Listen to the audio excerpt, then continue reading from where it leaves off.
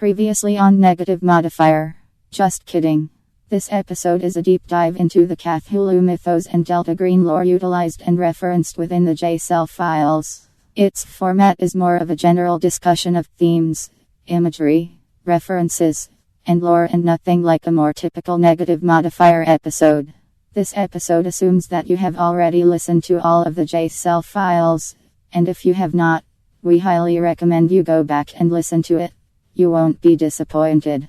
Obviously, given the nature of this episode, consider this your spoiler warning. In this episode of Negative Modifier, we'll be playing the game Delta Green. Delta Green by design tackles various mature themes that may be uncomfortable or triggering for listeners. Listener discretion is advised.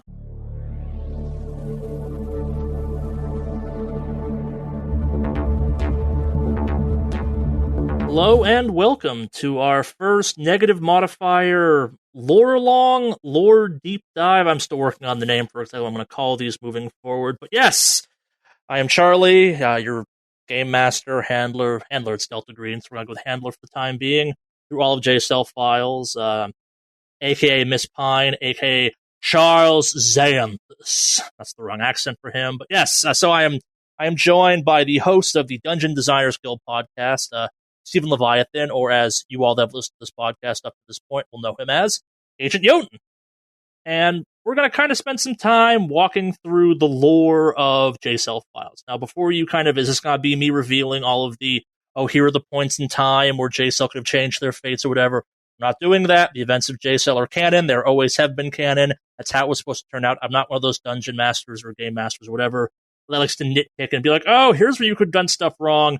JSL Files is fantastic as it stands. I would change nothing about it. It's exactly the story I wanted to tell at the end of the day. Everyone on it was great. There's no second guessing those chances. But what there is the inherent problem with Delta Green, and that is its lore. So, Stephen, you're familiar with Call of Cthulhu, right? Yeah. I mean, the game, the story, both. Which are you looking for? No, yeah, that's the correct answer. Not there is a correct answer in this case. So, do you feel like you learned anything about the lore of Delta Green, really, having now played through an entire campaign of Delta Green? Well, that's a tough one, because we talked about the lore of Delta Green beforehand. Yeah. So, I'm trying to think back if there was anything. I know in the first, I believe in the first episode, my character makes reference to something that you had told us the week before when we were character building, which was the Fall of Delta Green event. And I realized when I went back and listened to the episode that there's maybe no reason my character, it's odd for a brand new character to know something like that. Yeah, and like in the most Delta Green way possible, there's actually no good way to onboard the lore of Delta Green while playing Delta Green without doing weird info drops. And the one time I did it felt awkward, which was at the start of New Thule, where I basically kind of explained the Karotekia, however you pronounce it. It's very German. That's about as far as you can go the lore drop without kind of getting into some real weird stuff in Delta Green land, because Delta Green at this point is now canonically 3.5, 2.5, 2, depending on how you count games at this point, and all of them are considered canonical at this point, and they are full of contradictions in the fact that, the game designers basically say, all of it's canon, unless it's not, because it's Delta Green. I would say that Karotekia of Deutsch, but it'd be a Karotekia? Yeah. Karotekia. Yeah, and that is the biggest problem with Delta Green as a whole, where to talk about Delta Green is to ruin the playing experience of Delta Green, because half the fun is the mystery, and that you don't know what's going on until it happens to you. And even then, it doesn't actually matter. And part of what separates Delta Green, I think most importantly from Call of Cthulhu and other kind of usages of the Cthulhu mythos, is its attitude towards it. And have you played Call of Cthulhu before? I have not, actually. Delta Green is the first game I've played that uses anything resembling the Chaosium BRP system. So I've never touched Call of Cthulhu, I've never touched RuneQuest, Superworld, any of that. Yeah. So, and like, I think the biggest difference that a lot of people don't get is that Cthulhu, despite being about your characters going insane and investigations and incredibly bleak time periods of human history, whether it be depression, kind of some of the Victorian stuff, like it's weird time periods full of racism and other stuff going on that's kind of it's part of that game's mythos and kind of that game's setting. It's an upbeat game. It's got hope. Delta Green is bleak in a way very few tabletop RPGs A, pull off, and B, can afford to be. And it's part of the fact that, like, from the onset of the game, like, the game is very heavy on stressing when you're reading through both kind of the full player book and the handler guide stuff for it, that it's not a game about preventing the apocalypse. It's the apocalypse is happening. You're essentially kind of putting all your weight into holding the ticker from getting to midnight completely. Like, it's about running out the clock for as long as possible, not stopping the clock from starting, kind of thing. And I guess that's our transition into JSON files. So what you may have noticed is that there was an overarching theme to all of JSON files. You want to take a guess at what it might have been? I guess to an overarching theme. Well, we had... Okay, so we had The Last Things Last. We had... there's Nazis. I don't know. Okay, hold on. There was definitely at least one thread of white supremacy, but that didn't carry into the final chapter. Truly, is it? Well, there's manipulation of dead. I guess there's a few things that were happening because you had the undead wife in the tank, and then you also had Hair. I'm blanking on his name. Felder. There we go. Sorry. We can cut that. Hair Felder, and he was some sort of mummy, but I don't see an undead in the final episode exactly. Yeah, so you're actually going way too specific. The overarching theme was underprepared. Interesting. Yeah, so, and one of the kind of major themes of Delta Green as a whole, and I tried to kind of use JSON as an introduction to this whole concept, is even knowing everything about a scenario, your characters are underprepared. Like, they could show up with a tank and all the nuclear missiles they want, and if it's the right threat, none of it matters at the end of the day. Like, I think I was kind of prone to saying in between sessions, like, even the most broken character possible in Delta Green is still balanced because there is no such thing as balanced in Delta Green. Like, there's no way to make a character that's a bullet sponge. Like, there's just stuff in the game that does raw. It's like, okay, it does 40 damage automatically. How's that fair? It's the size of a pickup truck. What is it supposed to do? Right. Yeah, I see that, I guess. Yeah. Underprepared. See, I guess any situation where we're underprepared, I may have perceived as our own ineptitude as new players. I don't know. No, and then that was kind of me actually playing up that aspect of it. Like, Delta Green, I think, is in a lot of ways most fun when either played with people that have no concept of Delta Green, because you get you're playing a horror game, but also you're not kind of used to the horror game that Delta Green is. It goes from, hey, it's an investigation, to guns loud at the drop of a hat, which is part of why I actually like it over similar games. Like, I play a lot of Delta Green. I'm actually, at the end of the day, not a huge Call of Cthulhu fan. I respect it for what it is, and the right story fits it, but I'd much rather play Delta Green set in a wrong time period than actually ever play Call of Cthulhu comparatively. For that specific reason, is the kind of, it goes from being very plotting and methodical to, hey, it's a fight sequence now.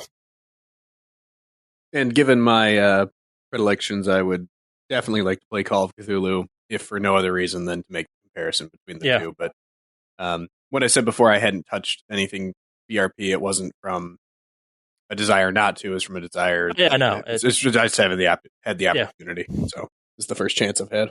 Yeah, no, absolutely. And not knocking Call of Cthulhu, just a personal preference, I guess, at my own leanings at the end of the day. So let's walk through the 4 parts of the campaign. So we have, as you started off with, we have Last Things Last, which is our only from the existing written narratives that are provided by Arc Dream Publishing for Delta Green. It's, as much as it's kind of I wanted it for the podcast to both be our first story, because it for me is the quintessential, even if it's not the best introduction to Delta Green, I think it's the story almost every Delta Green fan has played, at least 5 times. 'Cause the game, it's very easy to run. The resources are out there for it. Like, all the handouts are pretty easy to modify for it. And from a new player perspective, it's a fantastic crash course in, okay, here's kind of what this game is about. Here's all the various kind of aspects that make up all the different parts of this game. And from a handler standpoint, there's several points that you can seed stuff in to make things more interesting. And the obvious place for that is the infamous Clyde Bauman's locker in his cabin. Right, I was going to say, I think, yeah, that seemed the obvious place to stash whatever we need to find to lead to the next part of the campaign. Yeah, and that's where I made the most changes, and kind of you can point to almost the exact moment in that thing where it goes from, okay, this is kind of story as written, to slight changes to, okay, here we are in the negative modifier version of Last Things Last. And yeah, the nature of Marlene and all that stuff wasn't inherently changed for the story that I was telling. It was just kind of, okay, Marlene's got to go do her own thing now, kind of thing. I thought the Pursuit of the Woods was a very cool thing for it. A lot of first time through Last Things Last, Marlene escapes because it's Marlene. She's not that dangerous, but she is powerful in a weird way. And yeah, I think kind of like the plan was always for her to kind of come back in some way, given that whole repossessing thing she could do, and the fact we got to do the whole body swap thing not once but twice with her. I thought it was actually a lot of fun, and kind of really drove home this idea of, okay, yeah, this is completely alien and things are going to get weird. But so we touched on the lockbox some. Did you know what the most important thing in the lockbox was? I'm trying to remember what exactly was in the lockbox. I remember there was a picture of them capturing Nazis in Nam. Yep. Is that it? Or there's the lighter. There's the lighter. And so the most important thing in the grand scheme of the campaign was a hard drive. And it was talked about and kind of never got brought up again because it's just a hard drive. And it has the words Mr. Sunshine.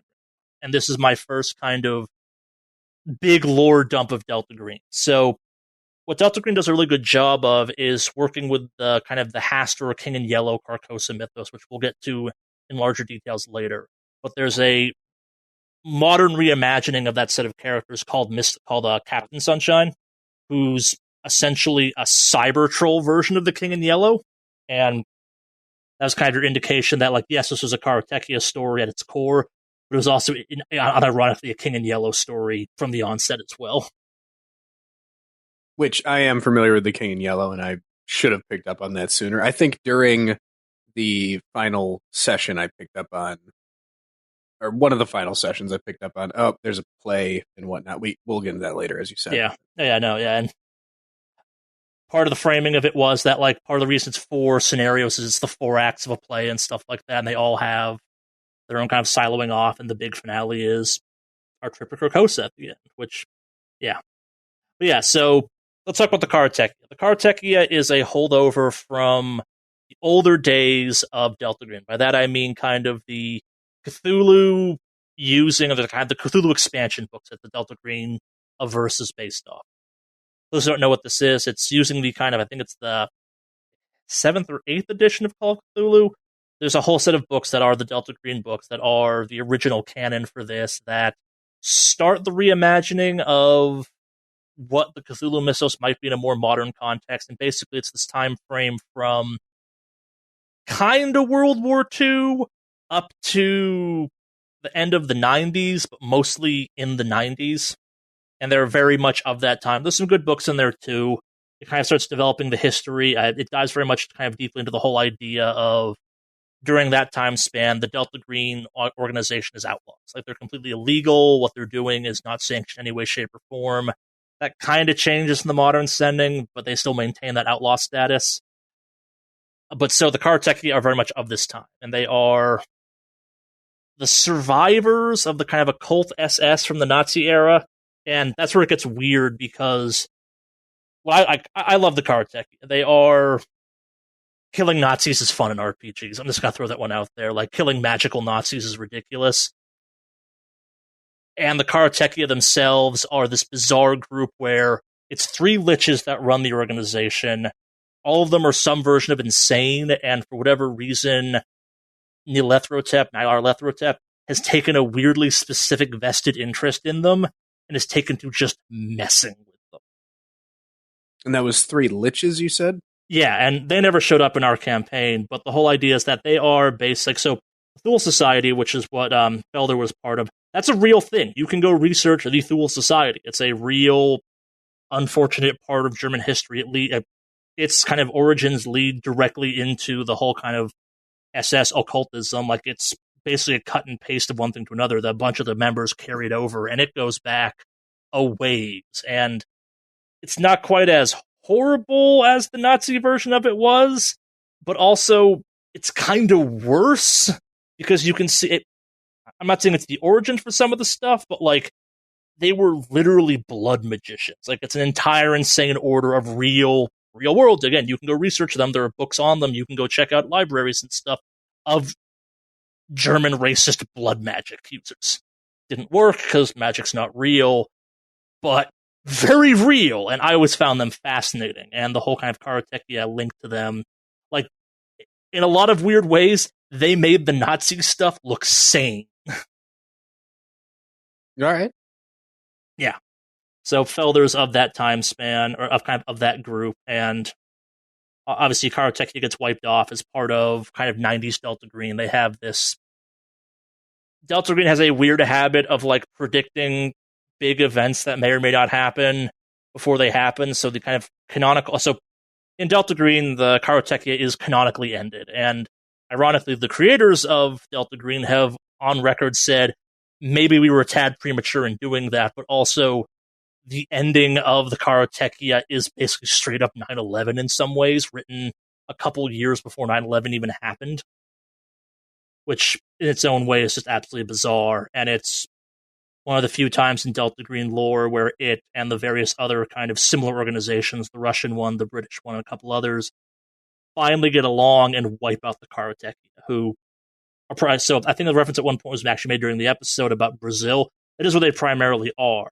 And I like the kind of fall of Delta Green stuff you referenced. That is in actually the Vietnam era, and specifically in Vietnam. The kind of short of that story is that at that point in time, Delta Green is a sanctioned military entity, kind of. They're part of a branch of the Navy that has a weird obsession with deep ones from kind of the original Innsmouth incident from the Call of Cthulhu writings and stuff like that. And that's where the lore splits in a lot of ways. You have the Delta Greeniverse where, following the Innsmouth story from H.P. Lovecraft, you have the U.S. government have a couple people get real into killing deep ones, and oh, by the way, Area 51 is full of deep ones that were taken from Innsmouth, FYI. And they're kind of doing anti-unnatural stuff up into Vietnam, and a variety of things happen, and maybe Cambodia gets invaded illegally to go after some especially kind of dangerous, unnatural stuff, and that blows up, and the U.S. government undoes Delta Green. What parts of the U.S. government know about it? There's some Majestic 12 stuff in there that if we ever do Majestic 12 stuff on the podcast, I'll go into in a similar podcast like this, but it's too much to go into right now, except for the fact that Majestic 12, again, is real. You can Google it. They were the people kind of in charge of alien stuff up through, I guess, the 90s, 2000s, kind of. Again, real world, from kind of all the Roswell stuff up through that time span. They're a real thing you can look up, and they're weird. There's actually a show called Project Blue Book that, not the best show out there, but if you want to get a sense of just how almost comically evil Majestic 12 was in real life, go check out that show. There were some, like, almost mustache twirling supervillains at certain points. What they were up to. Their whole campaign was basically sending people out to disprove instances of UFO sightings and stuff like that, which may or may not be true. I'm not going to judge that one, but like, again, it's a very weird thing that Delta Green chooses to highlight in all the right ways. Oh, and by the way, Greys aren't aliens; they're Mego puppets, which is a whole... Again, we'll get into that some other lore topics some other time. There's a lot of Delta Green stuff to go through. If you're curious about this, the Handler's Guide is a hell of a trippy read to go through, especially if you like kind of weird mythos stuff like this. But back to our campaign. So yeah, you have Clive Bauman, who you correctly picked up on was this relic of the sanctioned era, but also did some outlaw stuff, which just because they're not sanctioned doesn't mean the Delta Green agents stopped doing their thing. I guess kind of any questions you got about that time span, I could go into greater detail on it, but I want to kind of keep it somewhat focused. About the Vietnam era Fall of Delta Green stuff? Yeah. Questions that I have. Yeah, I mean, we found the photograph that showed Clyde Bowman. I assume Clyde Bowman. That was Clyde. Yep, that was definitely Clyde. That was. Yep, you guys nailed that one. What were the Nazis doing in Cambodia? What are the Nazis doing in Brazil in the 60s? They're being Karotekia. They're kind of the Karotekia's whole thing is they're a worldwide network that's using magic and super science and the fact that. So I guess kind of go into that detail a little bit more. So the Karotekia basically breaks down into you have one guy who, and I'm paraphrasing some, basically can't leave a freezer because he'll start decaying too quickly. One guy who goes off to be like the badass military, the most badass mercenary of all time. And then one guy who's like, I'm going to kind of keep up the whole SS thing going on. And they're working in tandem, but they're also kind of off doing their own things. And our mercenary guy goes all the hell over the place. And in kind of the name of doing weird, what's the right phrase? Karotekia magic stuff. I guess I kind of have to rewind back to World War II Call of Cthulhu stuff through the eyes of Delta Green. Like that, those whole, and maybe we're on a campaign during this time, because it's a fascinating time span for Delta Green stuff. Both pulling from real world and what the writers chose to kind of extrapolate into the weirder kind of Delta Green mythos of this stuff. The Nazis were doing in the real world lots of crazy occult stuff that in some cases the writers were like, we're not touching that, that's just human atrocities, that's not us, that's not ours to touch. But also, like, if you had them talking to the deep ones because they were weirdly into occultism, that's totally a thing they would be doing, and they'd probably be doing heinous stuff because deep ones want sacrifices and breeding people. And that's kind of where the Karotekia comes from. So they have that old kind of ongoing relationship with initially the deep ones, then Nyarlathotep, that carries them through and makes them kind of mysterious and weird. Oh, and it's kind of part of the thing to remember about this. I didn't mention this yet. Nyarlathotep is showing up to them as the ghost of Hitler. I'm not making that up. That's how he's showing up to the kind of leaders of the Karotekia. Okay. Yeah, that's I'm paraphrasing some, but that's kind of Karotekia lore. It's both the goofiest and like one of the more kind of compellingly serious things of all of Delta Green lore, especially from that time period. And so one of the big differences between old Delta Green and kind of modern Delta Green is pre kind of the modern Delta Green stuff. It was very much about organizations. It was big cults, big kind of conspiracy stuff, all that kind of. Karotekia is very of that kind of writing's time span. The modern stuff is a lot more isolated. The whole idea being, it's not about big machinations anymore. There's too much stuff going on in the world for kind of the big power players to be the ones necessarily behind all these big things. And also just kind of given how complicated the world is now, it would get out. But on kind of a more local scale, a kind of a sadder, more desperate scale, kind of a thing that more conceivably for federal agents could wander into and actually investigate and not like unravel and have to country hop for 9 months kind of thing. That's what modern Delta Green's about. And it makes sense they ended the Karotekia before they got to the modern stuff because they'd be kind of a weird thing to force in there, but I also unironically love the kind of ridiculousness of the Karotekia and what they kind of present in the Delta Green. So I brought them back in kind of a form through our alligator cult and then later into our Felder character. And the alligator cult is like, there's a lot of conversation in the Delta Green community, but how would you do the Karotekia now? And my answer has always been, you have all of these white supremacist compounds out there. That's what the Karotekia was doing canonically in the 90s. They'd just be doing it now, but worse. Huh. Run that last part past me again. With the Karotekia in the 90s. I missed a sentence in there. Oh, sorry, yes. So the Karotekia, like as written, were going around in Delta Green lore, and this is again like this kind of a shaky bridge. you can blame in Delta Green, at least not completely, but like a factor in the rise of modern white supremacy in the Delta Green universe is because of the Karatech. They realize like they can't wage this kind of war of a Fourth Reich the way they used to. So it's kind of this guerrilla approach. It's like, what if we slowly kind of plant sleeper cells across the entirety of the U.S. that, like, when unified, could rise up and do something? And yeah, again, like certain modern events are weirdly indicative of the ending or the kind of the final scenario written for the Karatechia by the Delta Green writers, which even they had been like, wow, we called that in a weird way. Okay, and we may want to cut this, but is destabilizing and delegitimizing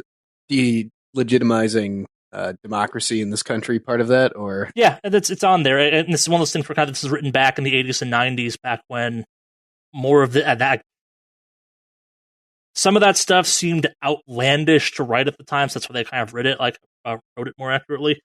So it's less focused on that and more kind of just like you could totally modernize what they were writing at the time to match up with those events, kind of thing. Like, that's absolutely kind of a Karatechia thing to go down. And I guess like this is one of my favorite kind of bizarre Delta Green facts to bring up is it's in kind of some interviews they've done. I can't remember which of the creators was talking about this, but some of the Delta Green staff successfully sued QAnon at one point and won on copyright infringement. You've mentioned that before. Can you go into any detail? Do you have any examples of what QAnon was claiming that is from Delta Green? I meant to look this up actually when we did this, and it's some of the crazier stuff like JFK rising from the ocean, undead, and stuff like that. Like it's the same kind of stuff where like there is a Julia Child's biography out there that claims she was a member of Delta Green. It's just kind of some references to, I think it's Karatechia stuff too, which is kind of even the crazier stuff to think about. Like it's their Majestic 12. And I should have looked this all up, and maybe I will in a kind of later date for this thing. I wasn't expecting to go down this path as part of this, but well, now that we're on the path, I have some questions. So sure. They were claiming that JFK rose from the ocean undead? That is JFK Jr., I think, and that's a QAnon thing, not Delta Green. I very fortunately know far more about Delta Green than that stuff. Yes, forgive me. I've never done much research on QAnon either. So when you initially told me that they had been sued, I was taken aback because I didn't think that they were a real organization. I thought they were something the internet made up, but they are an internet organization, and they were claiming that JFK Jr. is undead. Yeah, remember that whole surge thing that we're going to do? Like, that was supposed to that was supposed to kind of like overlap with certain world leaders that were allegedly dead, kind of coming back from the dead and revealing themselves to not be dead and stuff like that. Yeah, and I don't want to go. We shouldn't go down this too far because it legitimizes a bunch of real shitty theories that are wrong. And when Delta Green is sitting there going, I'm sorry, you're infringing on our stuff, you know you're off the deep end. I thought perhaps they would have tried to co-opt some of the more plausible Delta Green conspiracies, but I will leave it at this. The danger of Delta Green, and kind of as we played, it seems outlandish. As it's written, a lot of it is, because of the creators' backgrounds behind it, very plausible and very written like it's real. Remember, like, part of the staff for this weren't trained to be lawyers. They were members of the State Department. So they all have, like, part of what makes Delta Green tick at kind of like a mechanics level is the fact that the writers, creators behind it have a very intimate knowledge of maybe not the mythos part of it, because the mythos is made up, but the federal agent part of it, the actual player, kind of like some of the weird bullshit they go through, some of the weirder mechanics, like the bureaucracy system. That's something they're very intimately familiar with, like to the point where, again, I'm not sure which creator it was, they got called into, I'm paraphrasing the story again some here, they basically got in trouble at work where it's like, we want to ask stories about what this Delta Green thing is. And are you an actual member of it? Okay. When you said that Julia Childs had an autobiography, it's an incredibly terribly researched one. It's a bad biography, but you can buy it off Amazon. I think last time I checked, it was like $4 or $5. But it references her time as a Delta Green operative following World War II. Okay, so Did Delta Green exist as a concept before this game? No. It's completely made up. There's no such thing as Delta Green. That's how prolific, I guess, and kind of accurate some of the writing for it is. I don't even actually know where the Delta Green Julia Child joke comes from, except that it's in this book that you can go buy, and it's a real book, and it's a poorly researched, badly done kind of autobiography someone wrote at one point. Like, I'm sorry you have a Delta Green reference in an autobiography, like, unless she was way into that Cthulhu mythos, that's not where that thing belongs. But yes, I suspect in some canonical thing in Delta Greeniverse references Julia Child being an operative, because she's the exact type of person Delta Green from kind of the World War II to Vietnam era would absolutely recruit, because they were kind of CIA, but we're going to go hunt some monsters. Yeah.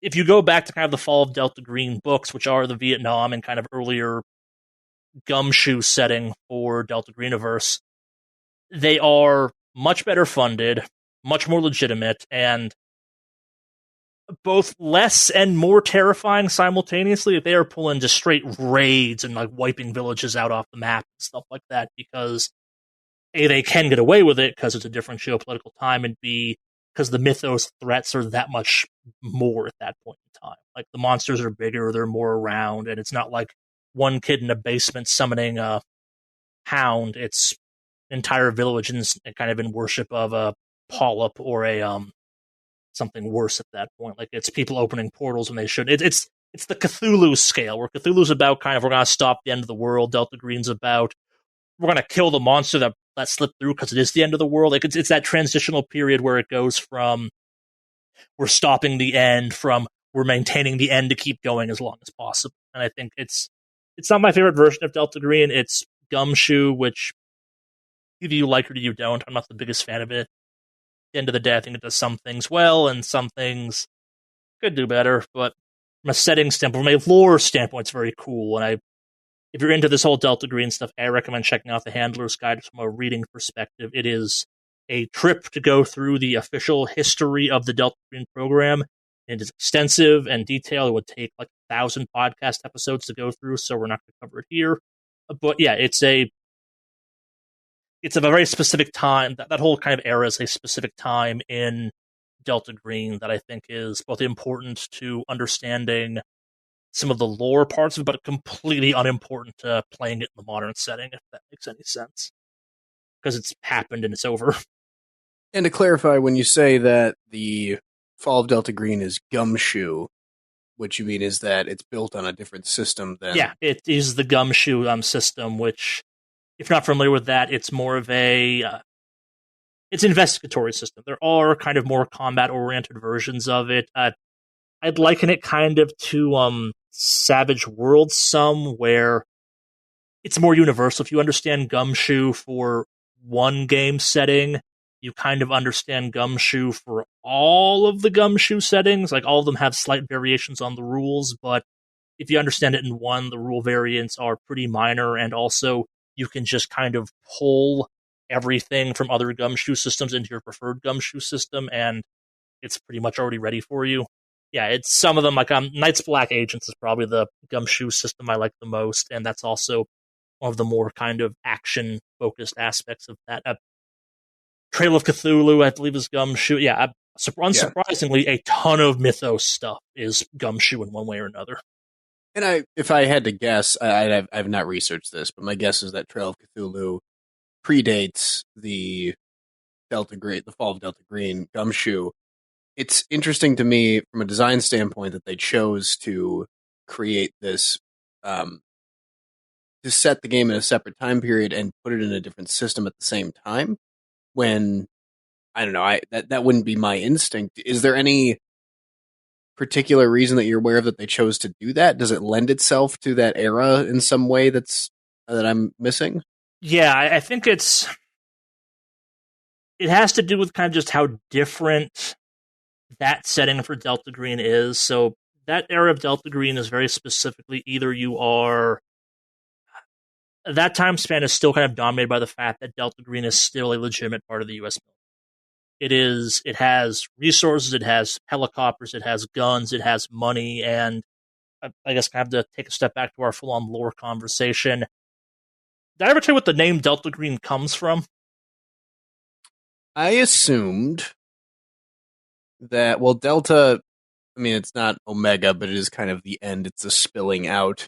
And green is, I mean, I perceive Cthulhu as green. So I just kind of, somewhere in there, I just went, oh, yeah, that makes sense. So the name in kind of canon references the fact that if you were a federal, typically military member that witnessed some unnatural and proved that you could handle yourself and or it and didn't just kind of go bonkers at the immediate sight of it, your file got stamped with a green triangle, the Delta Green logo, if you will. And that's where the name comes from. It was a security clearance. And that security clearance was end all be all. You had higher clearance at that point than I think the U.S. president technically in lore. Like it is, you are the top of the food chain. You can request anything, no questions asked. People can't ask you shit at that point.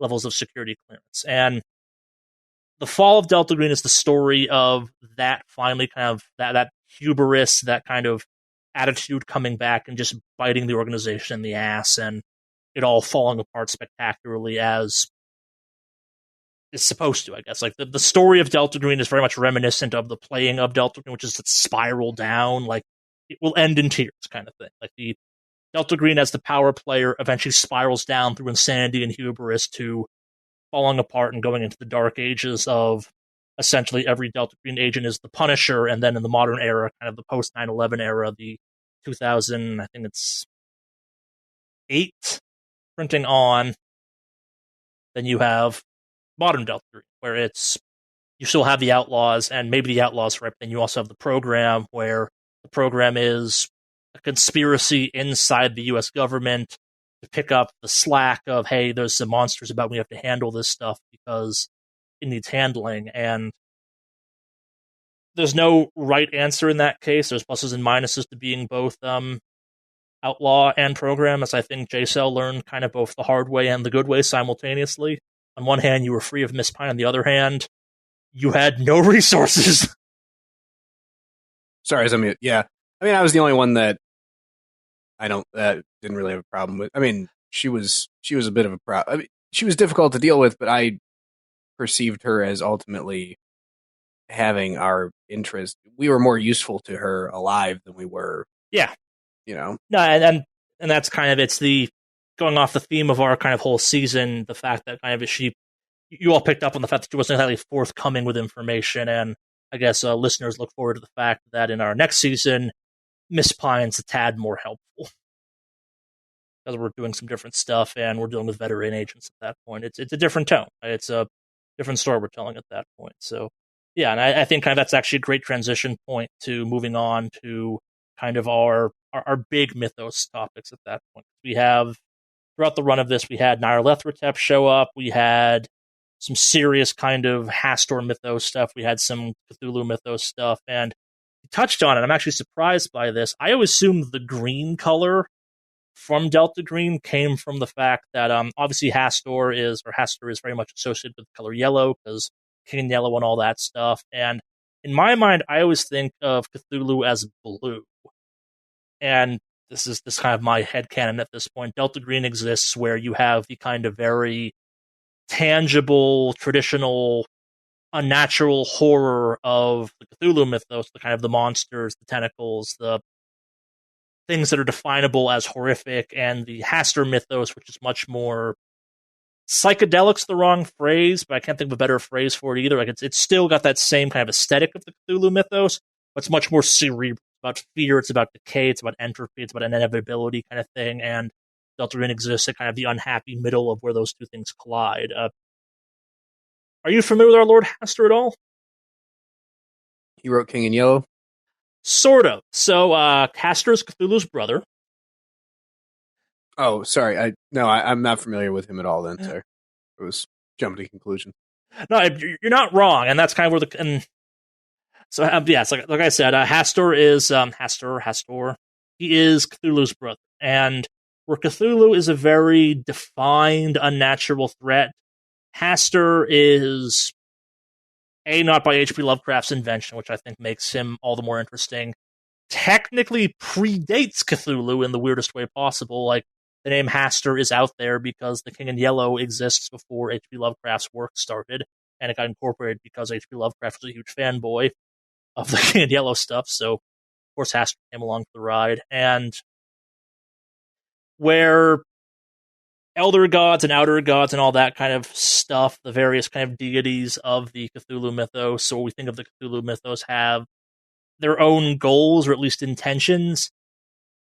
Hastur's ranges from I want to murder Cthulhu really badly to my goal is to stop everyone else's goals from happening, which isn't a good thing because it just means entropy and nothing changes, and that's kind of Hastur's whole thing. He is the polar opposite of every single god in the mythos, in my opinion, because there's no way of knowing him. He is both.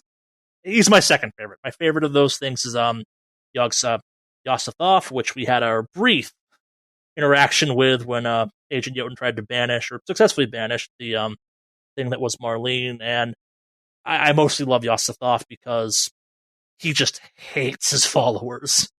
He just wants to be left alone constantly, which is the only human characteristic he has. When I started with the whole Hastur thing because you then have Nyarlathotep, which I know I pronounced Nyarlathotep in the podcast, and I physically could not pronounce that name correctly. I could not get my brain to wrap around the more accurate pronunciation of that till like 8 minutes after we were done recording the episodes where we talked about him first. I'm like, well, shit, we're stuck with Nyarlathotep now. Can't change it out, but yeah, it's Nyarlathotep or the Black Pharaoh, or however you want to pronounce it. He's the Loki of the mythos, being that he's also kind of the only one that has human interests, is maybe the way of thinking of it. Like, he is hands down the most human of the weird kind of eldritch things in the mythos, which is why I find him fascinating, and also kind of like he can be a tad MacGuffin-y, because when you want something to kind of big and bad happen, you kind of shove him into any situation because his motivations are known to only himself, and he's kind of got that Warhammer 40k all as planned vibe to him, where he has plans upon plans that violate said plans and reinforce said plans, and plans on certain plans failing. So make of that what you will.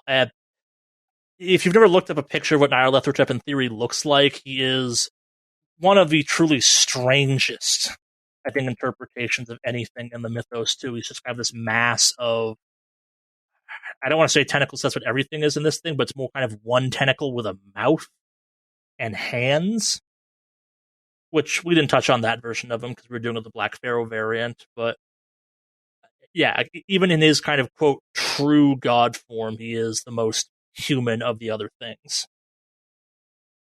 And he shows up because he's attached to Felder, who is kind of Karoteki adjacent, and of course he's going to mess with his favorite toys.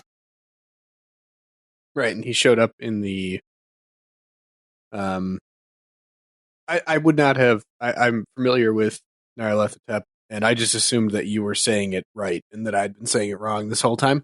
Who knows? Technically we all say Cthulhu wrong.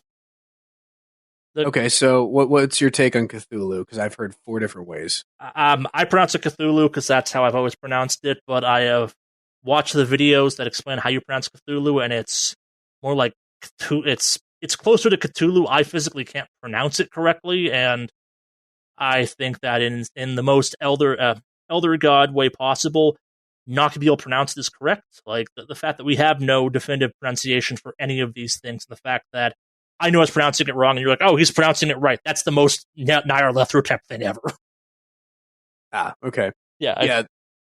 I had a friend that insisted it was Cthulhu. I've heard a few different versions, so Cthulhu.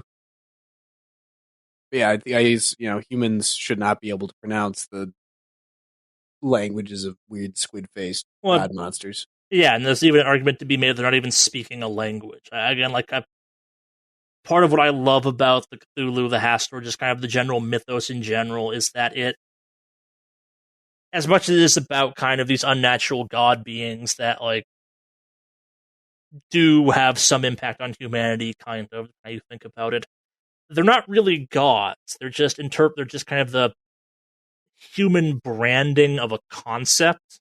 Like Asathoth, the big god amongst them all, the idiot sultan, or the demon sultan, whatever you want to call him, who kind of lies at the center of all this mythos that really make you feel nihilistic when it comes to Delta Green topics. According to lore, everything we've done in J-Cell and we ever will do in Delta Green and all of its existence, you listen to this podcast, are all just the dream of Asathoth. And if he ever wakes up, we just kind of pop out of existence. So everything, like Nyarlathotep, Cthulhu, all that stuff, like some of them are powerful enough they'd escape that kind of weird existence, but also it's not clear if they even actually exist any more than they do or don't kind of thing in mythos. So, yeah, that's a whole thing. And as much as he's defined with very human understandings, he's got a mouth and a billion eyes and a definable body, he's also just the black hole at the center of the universe and or nuclear explosion.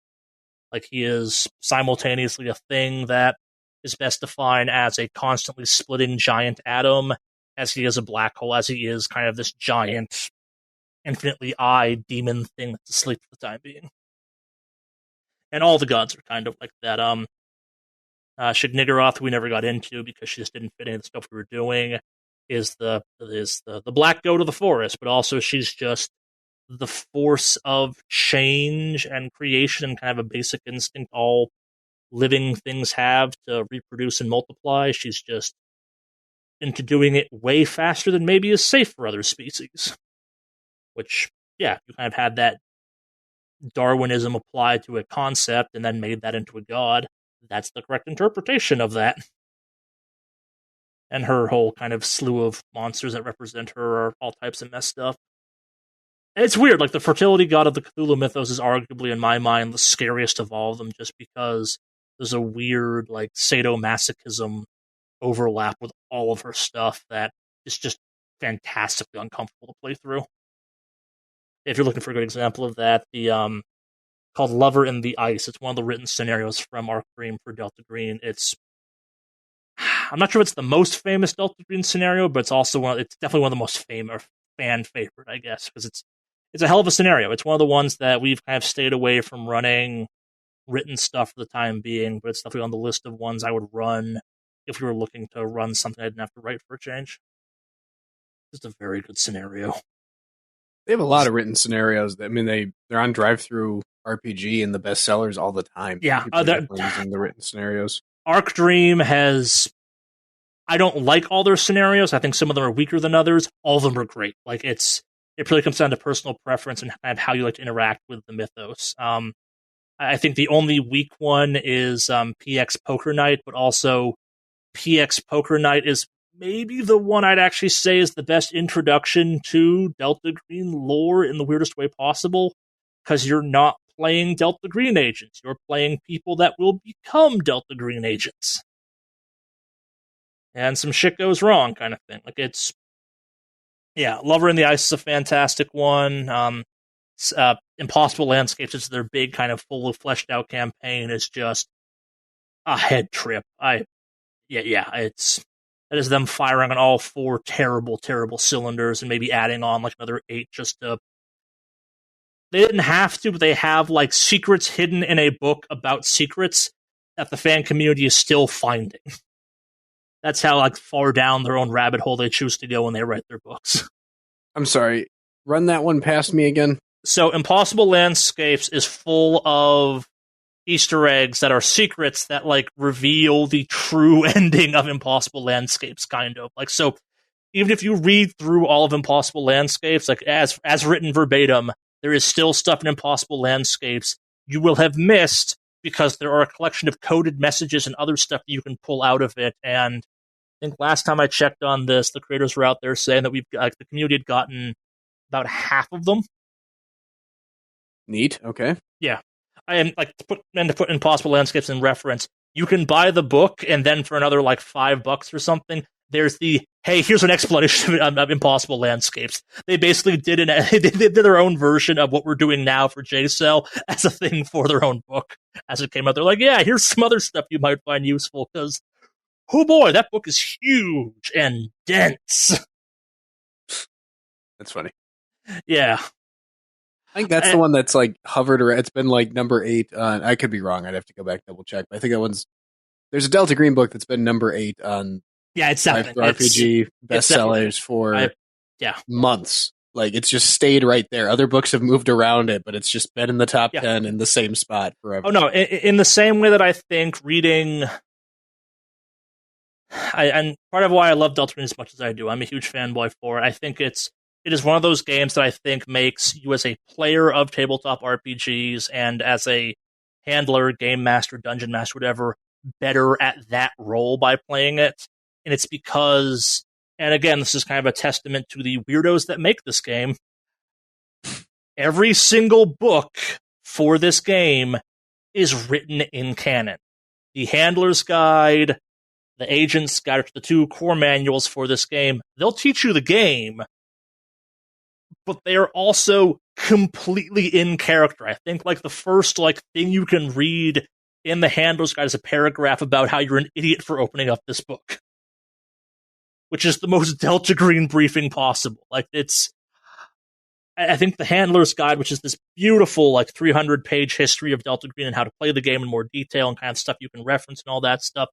It's, even if you don't like tabletop RPGs, if you're looking for a fantastic alternative history, go read it. It's $20 in PDF format, if I remember correctly. It's a hell of a read. It's one of the craziest histories you'll ever read of conspiracy theories and all that stuff. It parallels the real world in just incredibly uncomfortable ways. It's a hell of a book. And then you have Impossible Landscapes, where you have 2 of my favorite kind of core rule books ever, because they're just no, this is the game, and we're going to embrace the game from jump.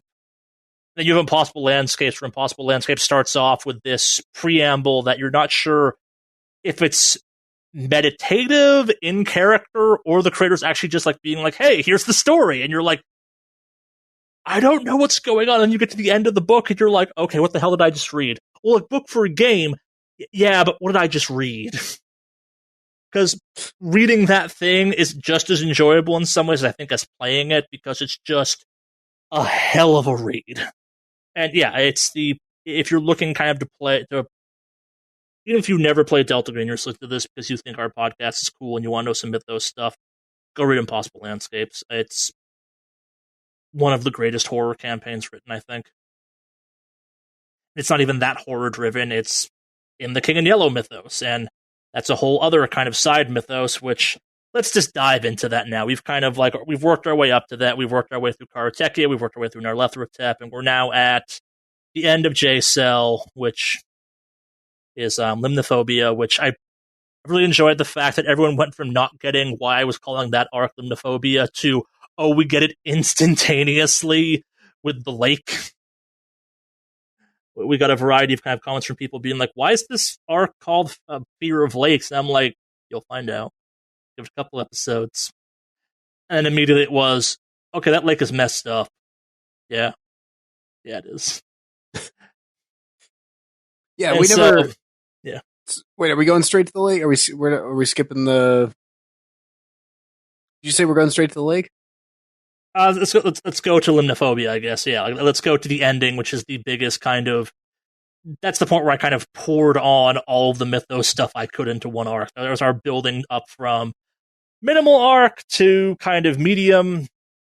a slowly increasing kind of Mythos weirdness to we got to the end of, okay, let's put on the gas. Let's go full Delta Green weirdness with this thing. It's the end. We got to end it big. Let's blow the sucker out.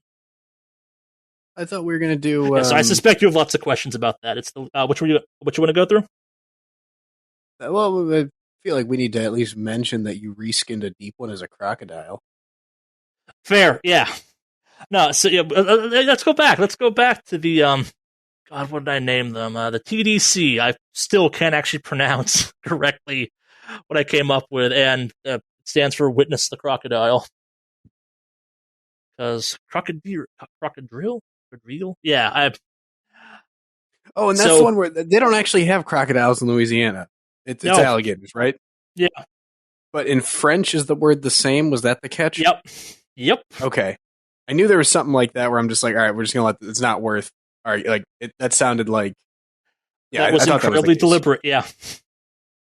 Yeah, it's so I was trying to come up with a Cajun name for that organization because, of course, it would be Cajun. And through kind of several layers of Google Translate, I came up with our wonderful cult, our organization, Brotherhood, the TDC, which, yeah, that's our kind of first introduction to Nyarlathotep. The marks in the chapel are his. And yeah, we get our first deep one. And I initially debated whether or not we were going to have a deep one in J-Cell because even Delta Green's official books are pretty upfront about the fact they're like, we understand that deep ones are a little played out at this point.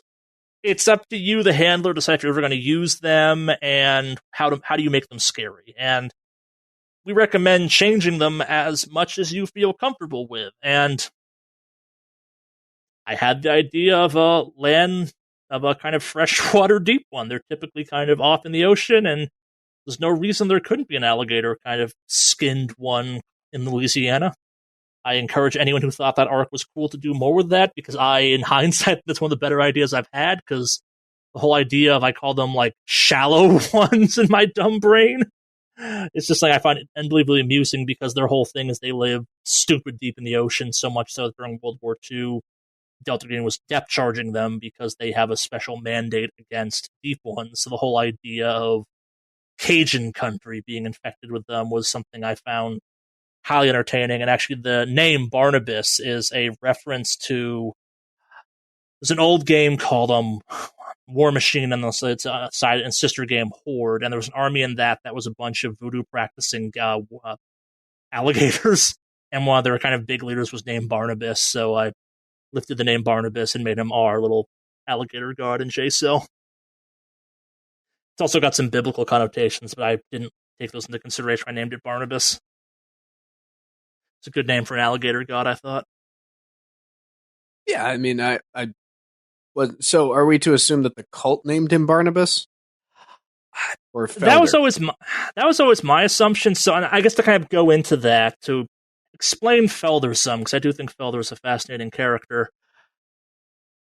Deep ones are born with a genetic memory, meaning that as they become deep ones, they start off as kind of hybrids. They're born humans or from whatever species birthed them, and then they, over time, kind of mutate into a lesser deep one, which is what you technically fought there. And they have genetic memory, meaning they know everything by the time they're a deep one, everything that their previous deep ones knew. So from a Felder standpoint, Felder needs to research kind of, in my mind, he was treating the deep ones as an 8-ball where he could go and ask it questions or get more kind of esoteric knowledge out of it by having it there. And it's a deep one, it needs water, there are rules in the game that say it has to be in water or it kind of starts to dry out and die. They are technically kind of held by the same rules as like frogs and amphibians. They do need water. So the whole idea of he has this plot of land on the bayou where he keeps this thing kind of locked up in essentially an alligator cage, which is a real thing. Alligator farms are a real thing you can go check out. They are,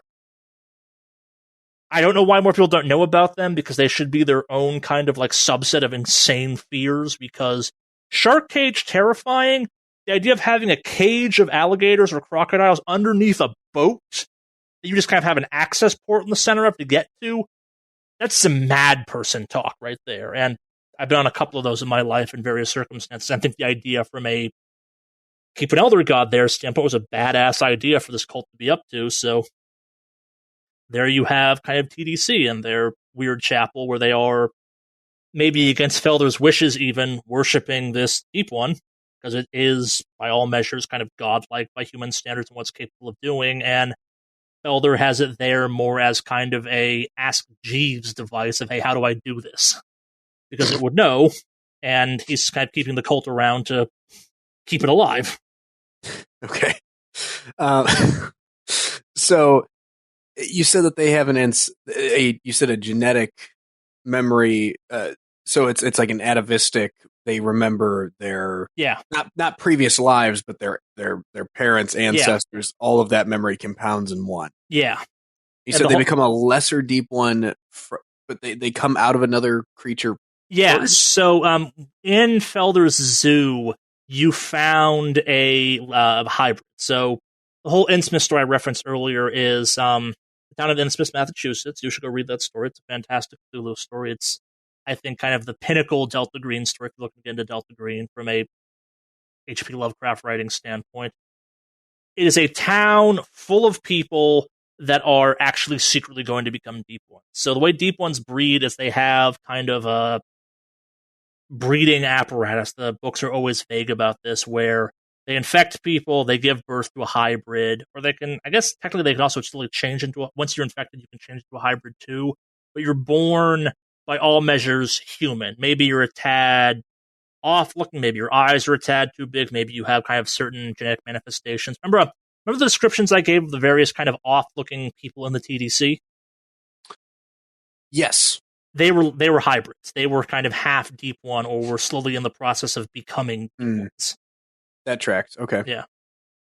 Yeah, and kind of like you eventually grow from being a human baby that's secretly half Deep One to a full Deep One. In this case, they turn into kind of an equally alligator-like or something similar creature, and then go off into the water and Deep Ones. And when you encountered in the lab was Felder growing a replacement for Barnabas that you killed because he needs that answering machine.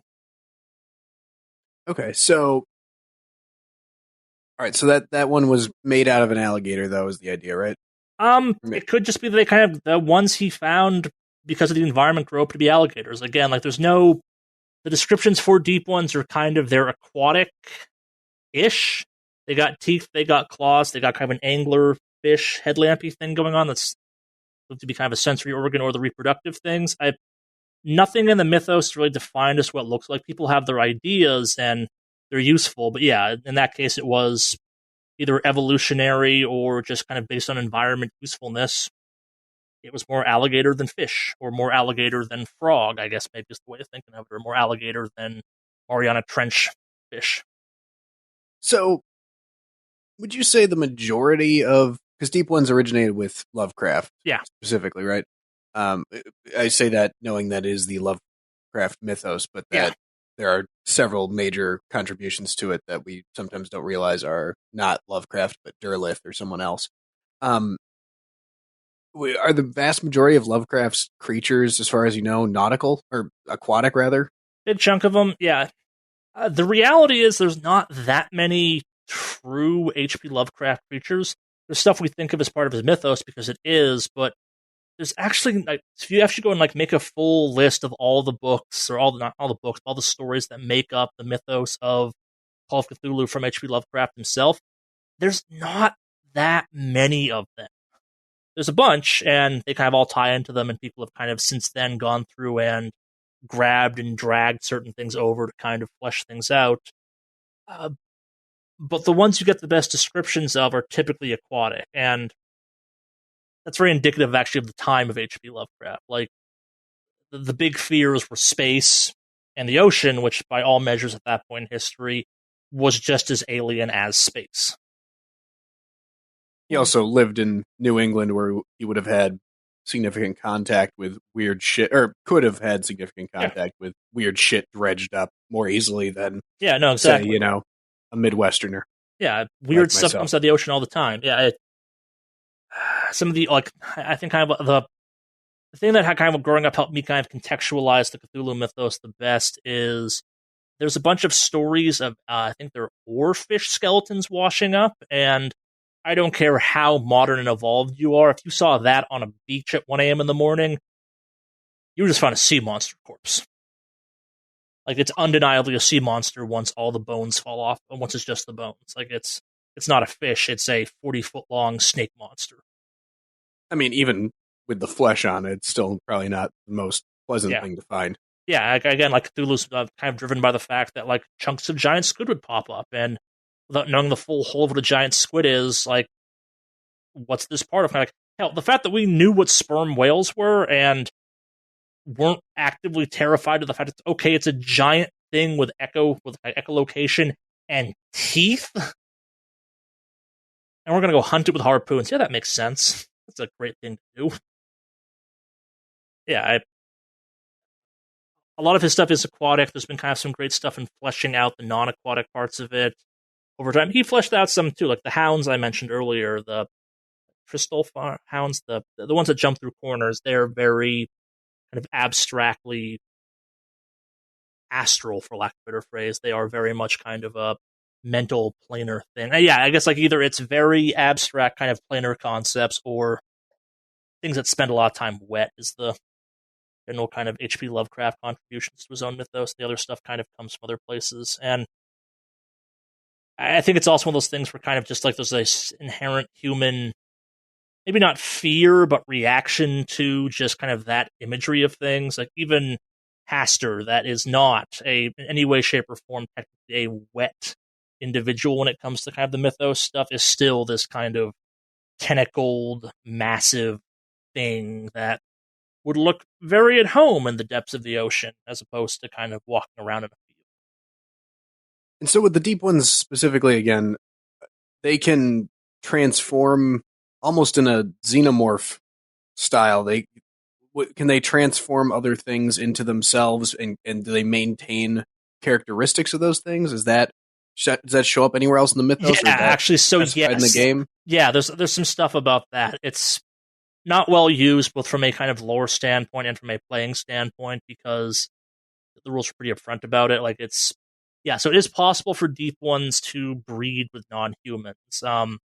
You just kind of get some lower intelligence offspring, and they're kind of more shark-like or whatever, like what it bred with kind of thing. I guess like whales are pretty common.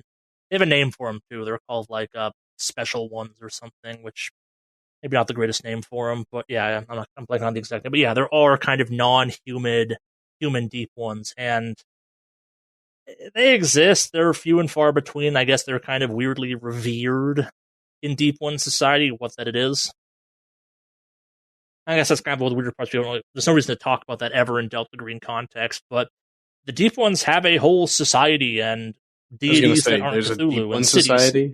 Yeah. Okay. So one of Delta Green's major missions in its early days was bombing a deep one nest, city, development, town, I guess, off the New England coast, constantly.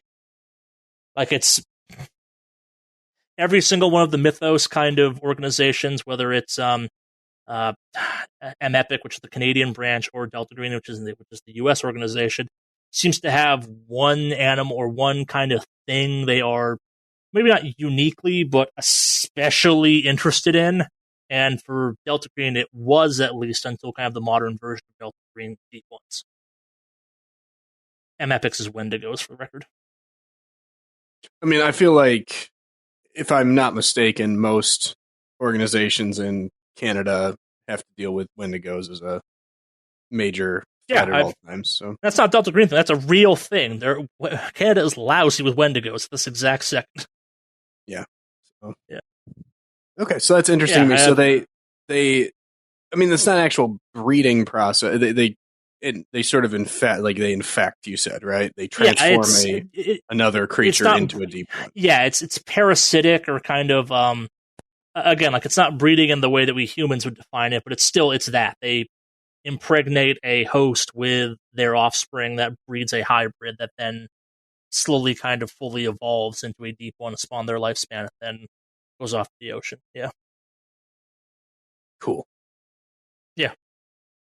And a part of the challenge of Delta Green, as I kind of touched on, is everyone knows what a deep one is. It's about kind of keeping them different and entertaining, and I still love the fact that I named that entire campaign Deep South, and people still don't get what I'm referencing in that occasionally. So, okay, it's in the Deep South. Yes. What else? There's a deep one. Yeah. Lesser deep one, admittedly. Yeah, and I guess like the important thing to bring up is the fact that like there's a distinction between deep ones and lesser deep ones. Lesser deep ones is what most people think of when they think of deep ones. True deep ones are big, kind of hulking, much harder to kill entities. For in perspective, I think lesser deep ones have like 20 health points in the game. Deep ones have like 60.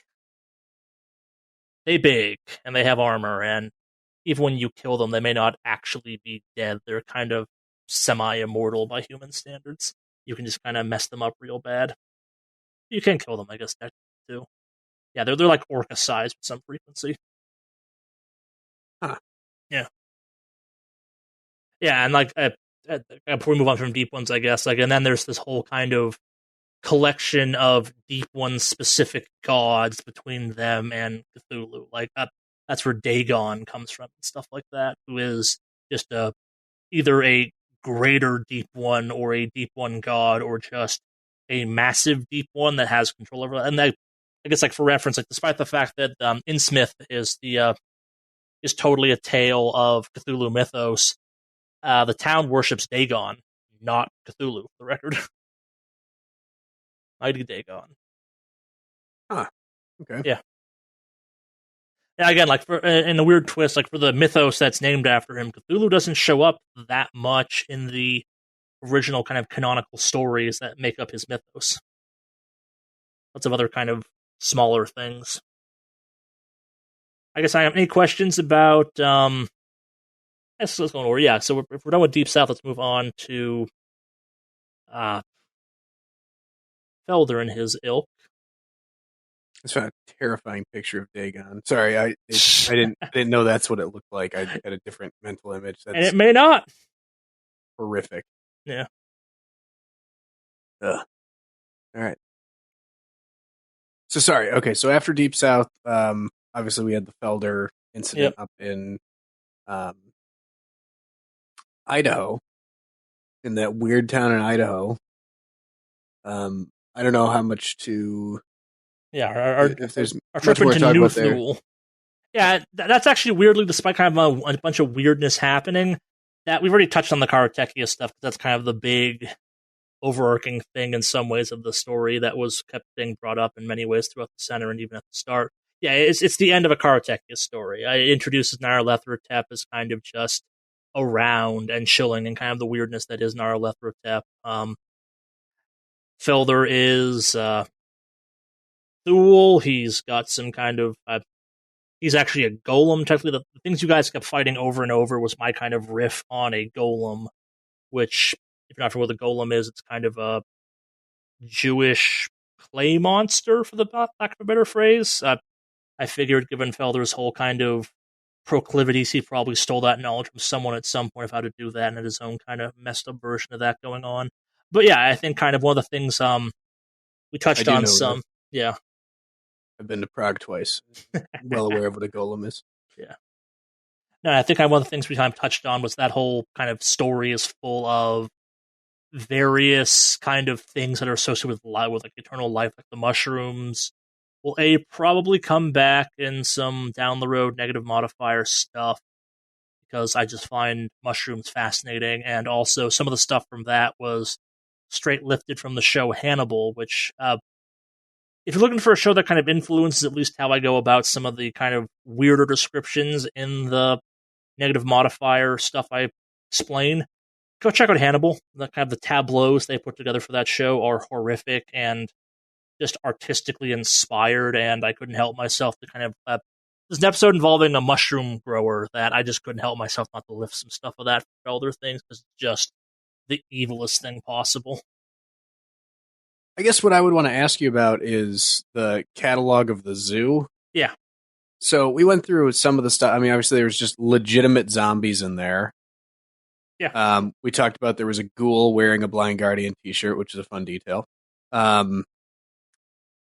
There was something amorphous. Yeah. I don't think we ever figured out what the hell that was. No. And that's because Bell doesn't totally know what that thing is, and so that's a Yoth's the Thoth creature kind of thing. That's an amorphous thing that just, it's their teeth. I don't think it's a hunting horror with my initial plan for that thing. I guess kind of break my rule for a second. You guys did the correct thing in burning that thing. That thing was dangerous. Should we not have burned some of that stuff? Hmm? We burned everything, didn't we? Yeah, no, you were correct in burning that thing instead of leaving it. Like, that thing, if it had gotten loose, would have been quite bad. And then there was the moon grass too, or whatever the hell that Yeah, was. that's it. Yeah, if that thing had cut, it would have been bad. But beyond that, it was just kind of there for flavor. I will probably use something again at some point in the future. But I call that stuff kind of gravestone grass, where it's not clear if it's growing because there's death around it, or if it's kind of there because there's death. It's not really totally clear where it comes from, if that makes any sense. Okay. That's something of your invention, or Yeah, that's a me thing at that point. So, and I guess to rewind back to our black mass creature, that's a vague reference to a H.P. Lovecraft story called The Dunwich Horror, which is kind of the story of two brothers, technically. Maybe spoilers on that for a long-ass story, but yeah, it's a story of who is the true monster, but also the creature that's maybe not the true monster, but also maybe definitely the true monster is this kind of mass of tentacles and eyes and teeth and mouths and stuff like that, and written in the rules, quite dangerous. Maybe not necessarily benevolent or kind of evil, but still quite dangerous by human standards. it doesn't sound Lovecraftian at all. Yeah. And then we did talk a little bit about the ghouls after the fact too, because there was that ghoul in there. And yeah, you found some research on them. Yeah, so I threw the ghouls in kind of as a primer for ongoing seasons, but also because I find ghouls fascinating.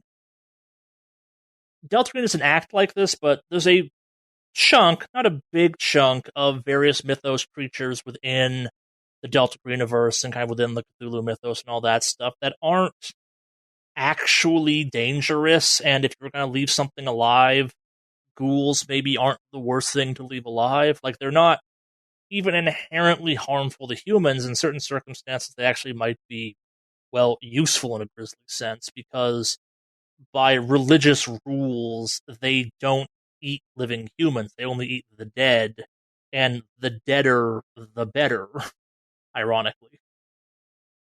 The chances of them kind of eating a living homeless person or something, low. It happens because ghouls get desperate, but ghouls are interesting. They are either born ghouls, or you can kind of get struck with the ghoul curse and become a ghoul. They are not undead, but not really alive in the necessary sense. Yeah, they kind of have some horse-like features. They have hooves. There's obviously a mutation aspect to them.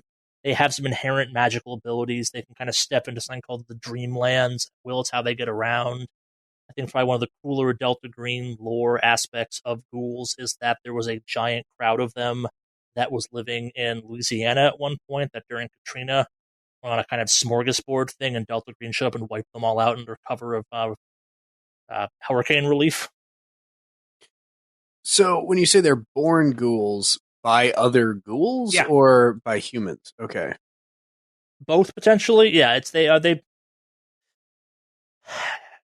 ghouls are one of the few kind of weirdly human things. And again, they're not necessarily evil. They're just, within the Delta Green community, there's always the question of, okay, why do we actually kill ghouls? Like, they're not dangerous, so they're not bad, and the answer is because, yeah, they're not going to like kill a bunch of humans or like bring about the end of the world. They like living here just as much as we do, and they sure as hell love subway tunnels. It's the fact that if you have a normal person see them and they go, okay, that exists, what else exists? And that's the kind of bigger question Delta Green's answer. It's you can't have someone pulling at the string of the conspiracy theory and unraveling the big tapestry of everything is normal, nothing is weird, shut up. Okay. That one in particular that we ran into was one that had been transformed. Not necessarily. You just have good taste in music. That's true. Again, they are weirdly human. They have human ambitions, they have families, they have, admittedly, they're kind of ghoulified versions of that. They have their own stuff going on, but it's completely within kind of canonical reasons to have a ghoul that, like, is way into human music. There's no reason for it not to be. It might be soothing or something like that. Like, kind of one of the funnier ghoul things, the ghouls think of Stalin as a god, as the great provider, because of the mass death toll he put on Russia, and they think of him as, oh shit, there's all these things to eat because of him. Grizzly, but that's Delta Green. Oh, so is the Katrina stuff. Yeah. All right. I don't remember what else was in the zoo. Exactly. That about covers it. The zombies were zombies. Marlene is Marlene. Marlene is a Delta Green kind of creation for Last Things Last. It is an outsider, which is a whole kind of thing from an outside dimension. We touched on that though as part of the episode, I believe, kind of when it got banished. They're a fascinating concept. Like it's almost kind of the Delta Green equivalent of a ghost, except the ghosts also are kind of a thing. Yeah, okay. That's kind of it for the Felder stuff. Most of it was kind of weird for weird's sake, and some of the stuff may come back in later dates, some of it won't. But yeah, mostly he's kind of the driving home of the Karatechia stuff, and just kind of the, what's the right phrase? The desperation a crazy, desperate man will go to. It's so weird talking about Felder, because every instinct I have is to like refer to him as our crazy magic Nazi wizard thing, and he's not. He's so much worse. And we didn't talk about this actually as part of, ironically, new Deep South, because there's an important detail I threw in there that's completely unimportant, but it's everything to do with the fact that Felder is dual society. So I may not mention this, but I made a bit. When we asked about the person they were going to sacrifice to Barnabas, I mentioned she has blonde hair. The Thule were obsessed with the whole idea of Aryan blood being the key to magic. So, of course, he's only sacrificing a very specific group of people to his Deep One because he wants the best Deep One kind of thing. He is prioritizing blonde hair, blue-eyed people as the best food to feed to his alligator because he wants to grow up big and strong. That threw me because if they revere Aryans as the Nazis did, then why would they be sacrificing one? That was something that stuck out to me when we were playing. There's that, but then there's also the whole idea of and this is a Karatechia thing, and also just kind of a Thule thing. And it's like one of the better examples of this in some ways actually is brought up in the game. The second new Wolfenstein game, it's called the New Colossus, the first one, like what the second one's called. But basically, it's the idea that like even if in the Nazis of World War II and kind of that ilk would look down on modern neo-Nazis, that's just the weakest, most poser-ass bitches ever. They viewed them as tools that were good for being consumed, used, discarded kind of thing. They'd have no tolerance for them because they weren't German. So in Felder's case, this blonde woman is better than, say, like a brown-haired woman, but she's still basically just gator food. Okay. Yeah. I didn't know. Yeah, they had a whole thing of like the mysticism aspects of it had this whole kind of concept of Aryan enough. Like it's a whole like blood. It's the worst end of the blood purity stuff that whole thing was obsessed with. We shouldn't travel down. I thought I thought Hitler was good with anyone who was blonde haired and blue eyed. Nope. No. Okay. I guess because there were some Slavs that fit that description, but yeah, there's a cascading aspect of things where it's like it's a narrowing of things as you kind of got crazier and crazier into that stuff. Yeah, and that's weird history at that point. You can go back to kind of even before that stuff. There's a bunch of weird stuff of that going on. But yeah, like it goes from blonde-haired, blue-eyed to German blonde-haired. Like it starts off as like okay, to eventually it's like okay, you have to be blonde-haired, blue-eyed, Aryan, 100% German, and like X height and X weight, and I don't know, have a certain chin shape or something. It gets like insanely specific as time goes on, and this is real world, not Delta Green. Mm. Yeah, that whole kind of like purity thing goes down such an insane rabbit hole where you're kind of amazed it's held on to the modern era. I guess like yeah, kind of to go far afield right now. Are you familiar with the kind of weird white supremacist relationship with DNA tests?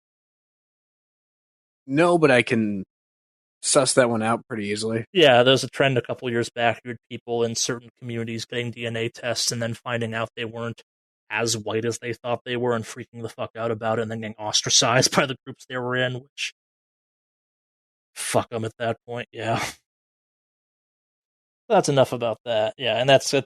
that's Felder's thing. Like, he is the epitome of kind of all that crazy bullshit. As you said, interestingly enough, was prolonging his life through Jewish magic. Yeah. Oh, he's the biggest hypocrite ever. Like, it's for all of Felder's bluster and kind of badassery and kind of like, look how powerful I am. He is still a sickly man in a bed, prolonging his life with the most craven and desperate acts possible. That like has to resort to Jewish golem magic to try and stop the Delta agents. Like, yeah. I guess I should ask, what were the mushrooms about? Mushrooms are kind of associated a bunch with eternal life. There's a bunch of theories that, like, if you could use mushrooms in some, because they can grow off of anything. There's a whole bunch of kind of symbolism that goes along with mushrooms and death and rebirth, because they grow out of death with a lot of frequency. Some of those mushrooms probably have life-prolonging effects. Like, again, the corpse that is Felder is still technically alive, kept alive by something, and it's not just kind of his relationship with that urn that's powering his golem magic. Like, in my mind, the mushrooms were probably being used and ground up into kind of like supplement of some kind that was prolonging his life. As part of that, like, I at one point kind of Felder's early iterations, I actually thought about making him that he had essentially turned his entire body into a giant mushroom. Like, he had essentially, what was initially Felder had become a mushroom bed that was keeping him alive as a kind of a symbiotic relationship, and the urn was kind of was letting him go out and do stuff like that. But that felt like it was going too far afield at that point, but I like the mushrooms. I still like the mushrooms as part of that. It felt, of course, Felder's into mushrooms. It's a creepy thing to farm. And they're, again, kind of weird tentacle plants. Of course they're here, kind of thing. And they're definitely a great way to dispose of bodies in this universe. I also don't want to go too into them because I have plans for those mushrooms in the future. But yeah, they're all the base level kind of mushroom symbolism of they are linked to kind of eternal life and death and the cycle and gaining something from death, if you will. Very much intentional. And Felder probably definitely had something going on with them. Okay, that works for me. Yeah. Where do you get all those people? So, this is kind of maybe again me breaking with my one rule of like, we're not going to kind of second guess some J-Cell stuff. You guys never read Felder's journal. And Felder had been there for a long time, it turns out. Yeah, you've got kind of the history of the family Felder, if you will, or Felder's farm, and him fleeing over to the U.S. kind of mid-World War II and taking up home in Iowa to get away from things. Very reminiscent of our kind of whole kind of Project Paperclip. We brought a bunch of German scientists over to do stuff like the space race, and because they were terrible but cutting edge, the whole idea of this wizard escaping to the U.S. where he could kind of disappear and do things. Those aren't necessarily new, but also, like, he's got a golem. He's got an army of golems. He can kind of send them off everywhere he wants. Like, it's also the middle of nowhere, Iowa. People vanish all the time. For better or worse. Idaho. Sorry, Idaho, yes. Said Iowa. Yeah. Different place. Yep. I should know that, too. I specifically picked Idaho because it's so remote in some places. Like, people asked about some of the thumbnails I used for some of the kind of cover art. Yeah, that weird kind of crop circle thing, that is the real town of Malta. I put a little bit of kind of alterations into it to make it a little more artistic looking, but that is what an aerial shot of the town of Malta looks like. And if anyone's looking for a good laugh, I don't think this made it into the show, but when we were looking at, I believe Peter was looking at the street view of Malta. There was a used car lot, and there was a horse tied up to the fence of it. Like, just caught on Google Street View. It's like, that's excellent. Yeah, I went back to whether it was going to be if it was going to be Idaho or Wyoming, because they both have these similar, just kind of gigantic swaths of land where, like, you could honestly get away with anything. Like, I'm sure you can't, but at the same time, just visually and mentally, like, they're so large and so flat, and there's just nothing there. To the point where it's like you could shoot someone And so long as the bullet had enough arc to get over the horizon, you could get away with it because they couldn't see you, kind of thing. Like, it's just, there's nothing there except farms that in a lot of cases are failing. Through JSL, I managed to make a weird deep dive into various failing unincorporated territories of the U.S., and God, that's depressing. Like, it's so like the kind of population numbers I used a bunch were real population numbers because the numbers I came up with in my head weren't like depressing enough. The actual numbers were like, yeah, this town lost 50% of its population in a year and a half. It went from having 1,000 people to 300. Why? Well, everyone over 80 died. Yeah. I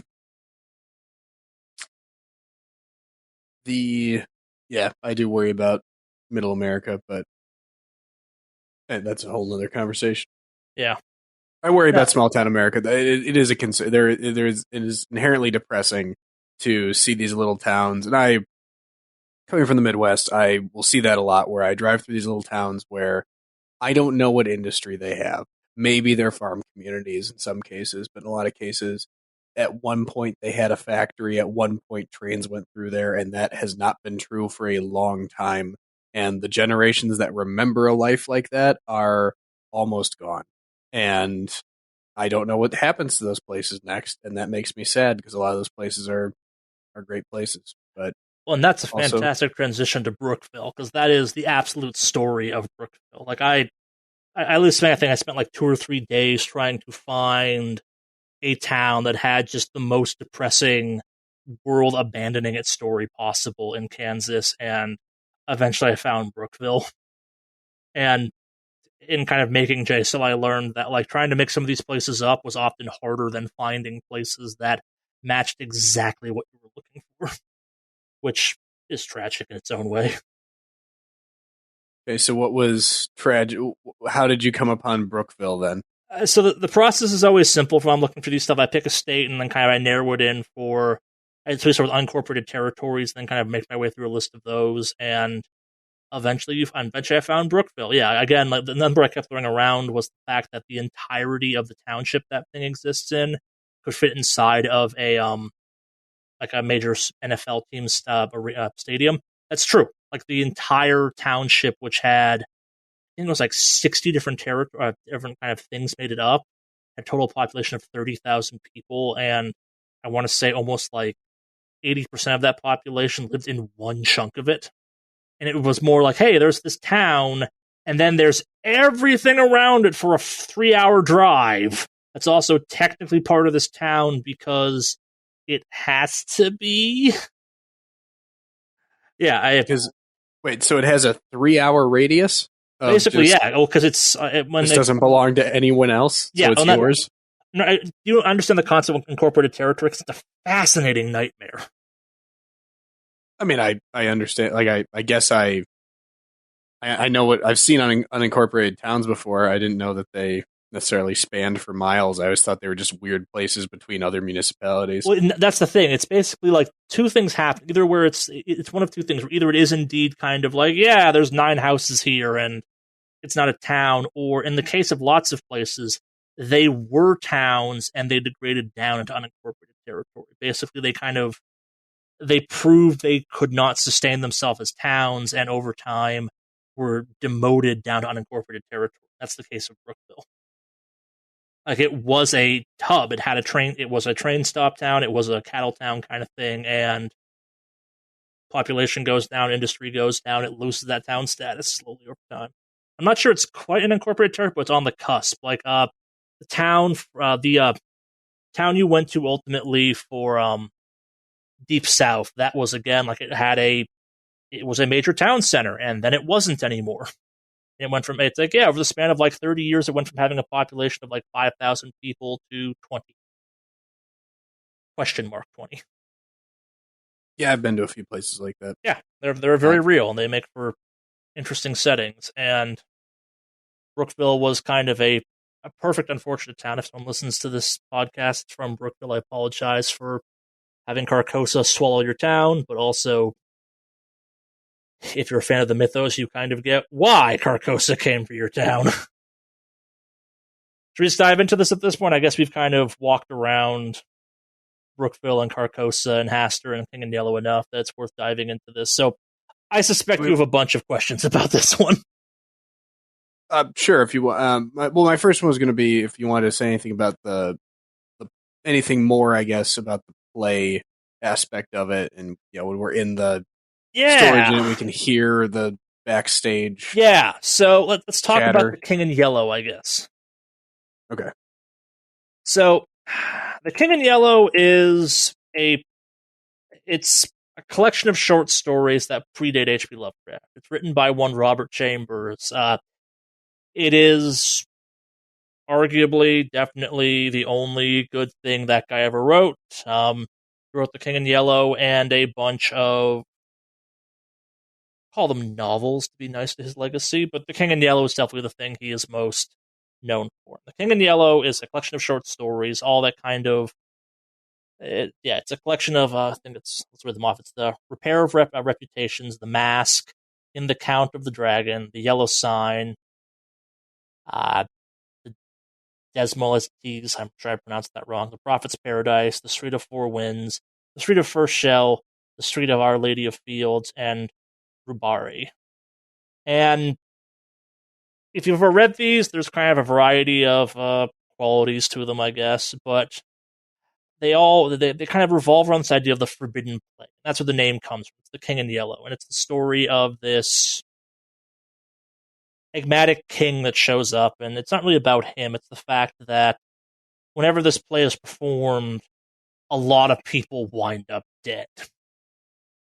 Yeah, it's a 2-act play. It's French in origin, potentially, but it's also not totally clear, and I love The King in Yellow. Not the play or even the books it's based off of, more the concept. When it comes to mythos characters, The King in Yellow is one of my favorites just because he is unbelievably confusing. And the whole idea that indirectly, at least maybe all of J. Cell's kind of time getting to this point was the various acts of Charles Xanthos's version of the King in Yellow, basically his play kind of thing, the tragedy of the King in Yellow kind of thing, which again ends in death and destruction for everyone involved in it kind of thing.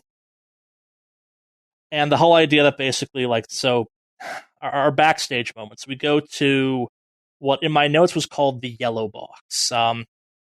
The green box that Jay still gets access to, that's obviously got something weird going on with it.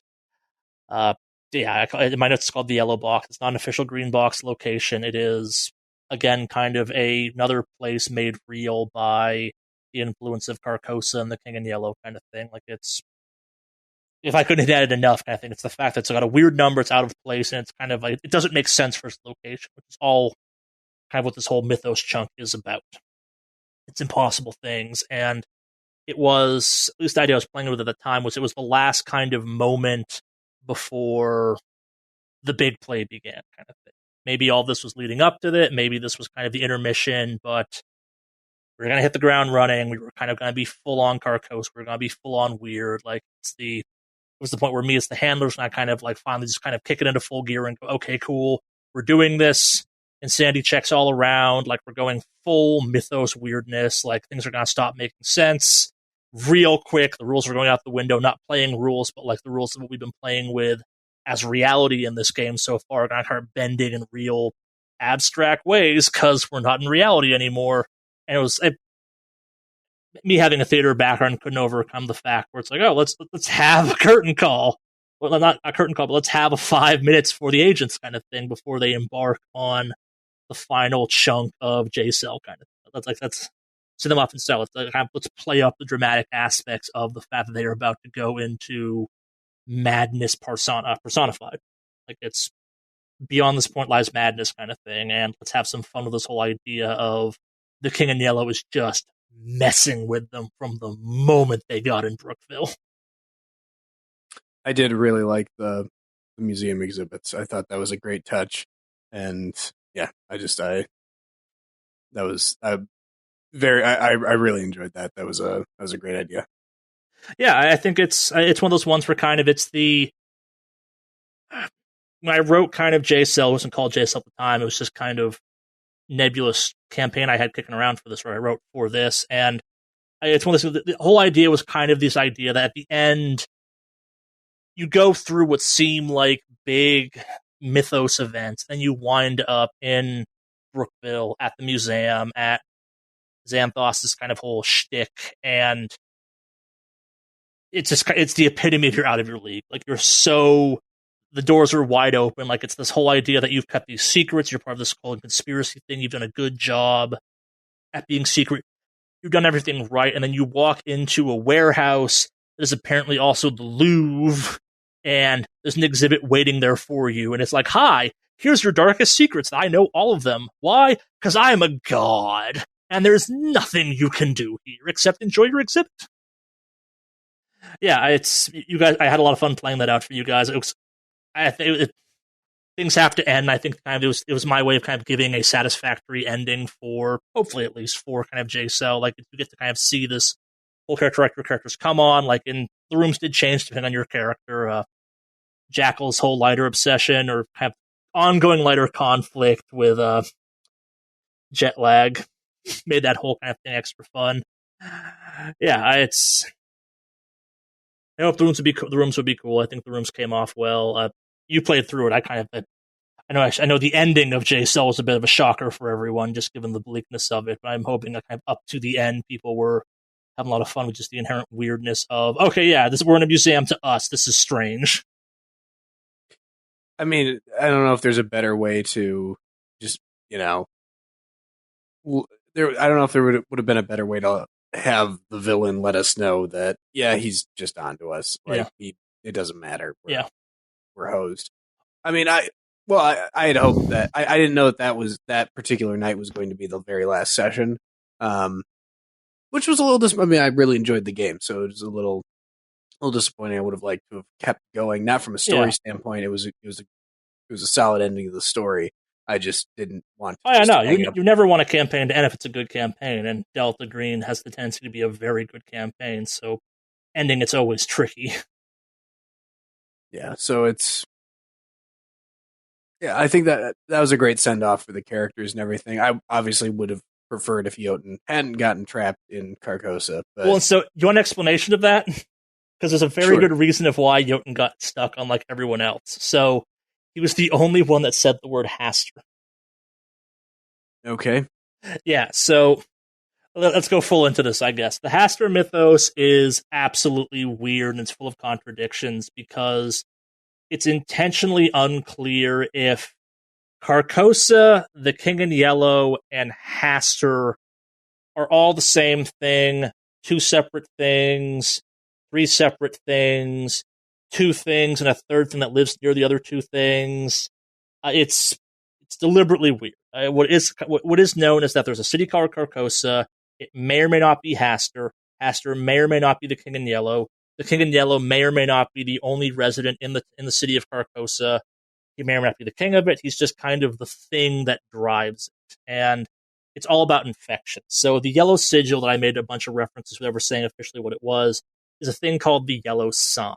And the one difference that might have made the kind of changes could have been made in the campaign, again, I'm breaking my rule on this one, Delta Green has very specific rules on how to handle the yellow sign.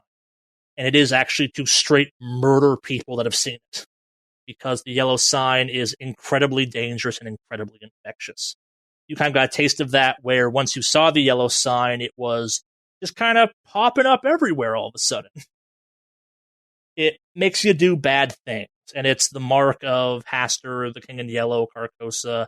Again, it's not clear, but eventually, once you've seen it, it drives you absolutely insane and drives you to Carcosa, which is either the realest city in existence, realer than reality, and that reality is a reflection of, or a active nightmare. Again, Carcosa is a living contradiction of itself. The whole idea of it being that, like, either it's it's so insane, it's the sanest place on Earth, or everything but Carcosa is actually an illusion, or a bad reflection.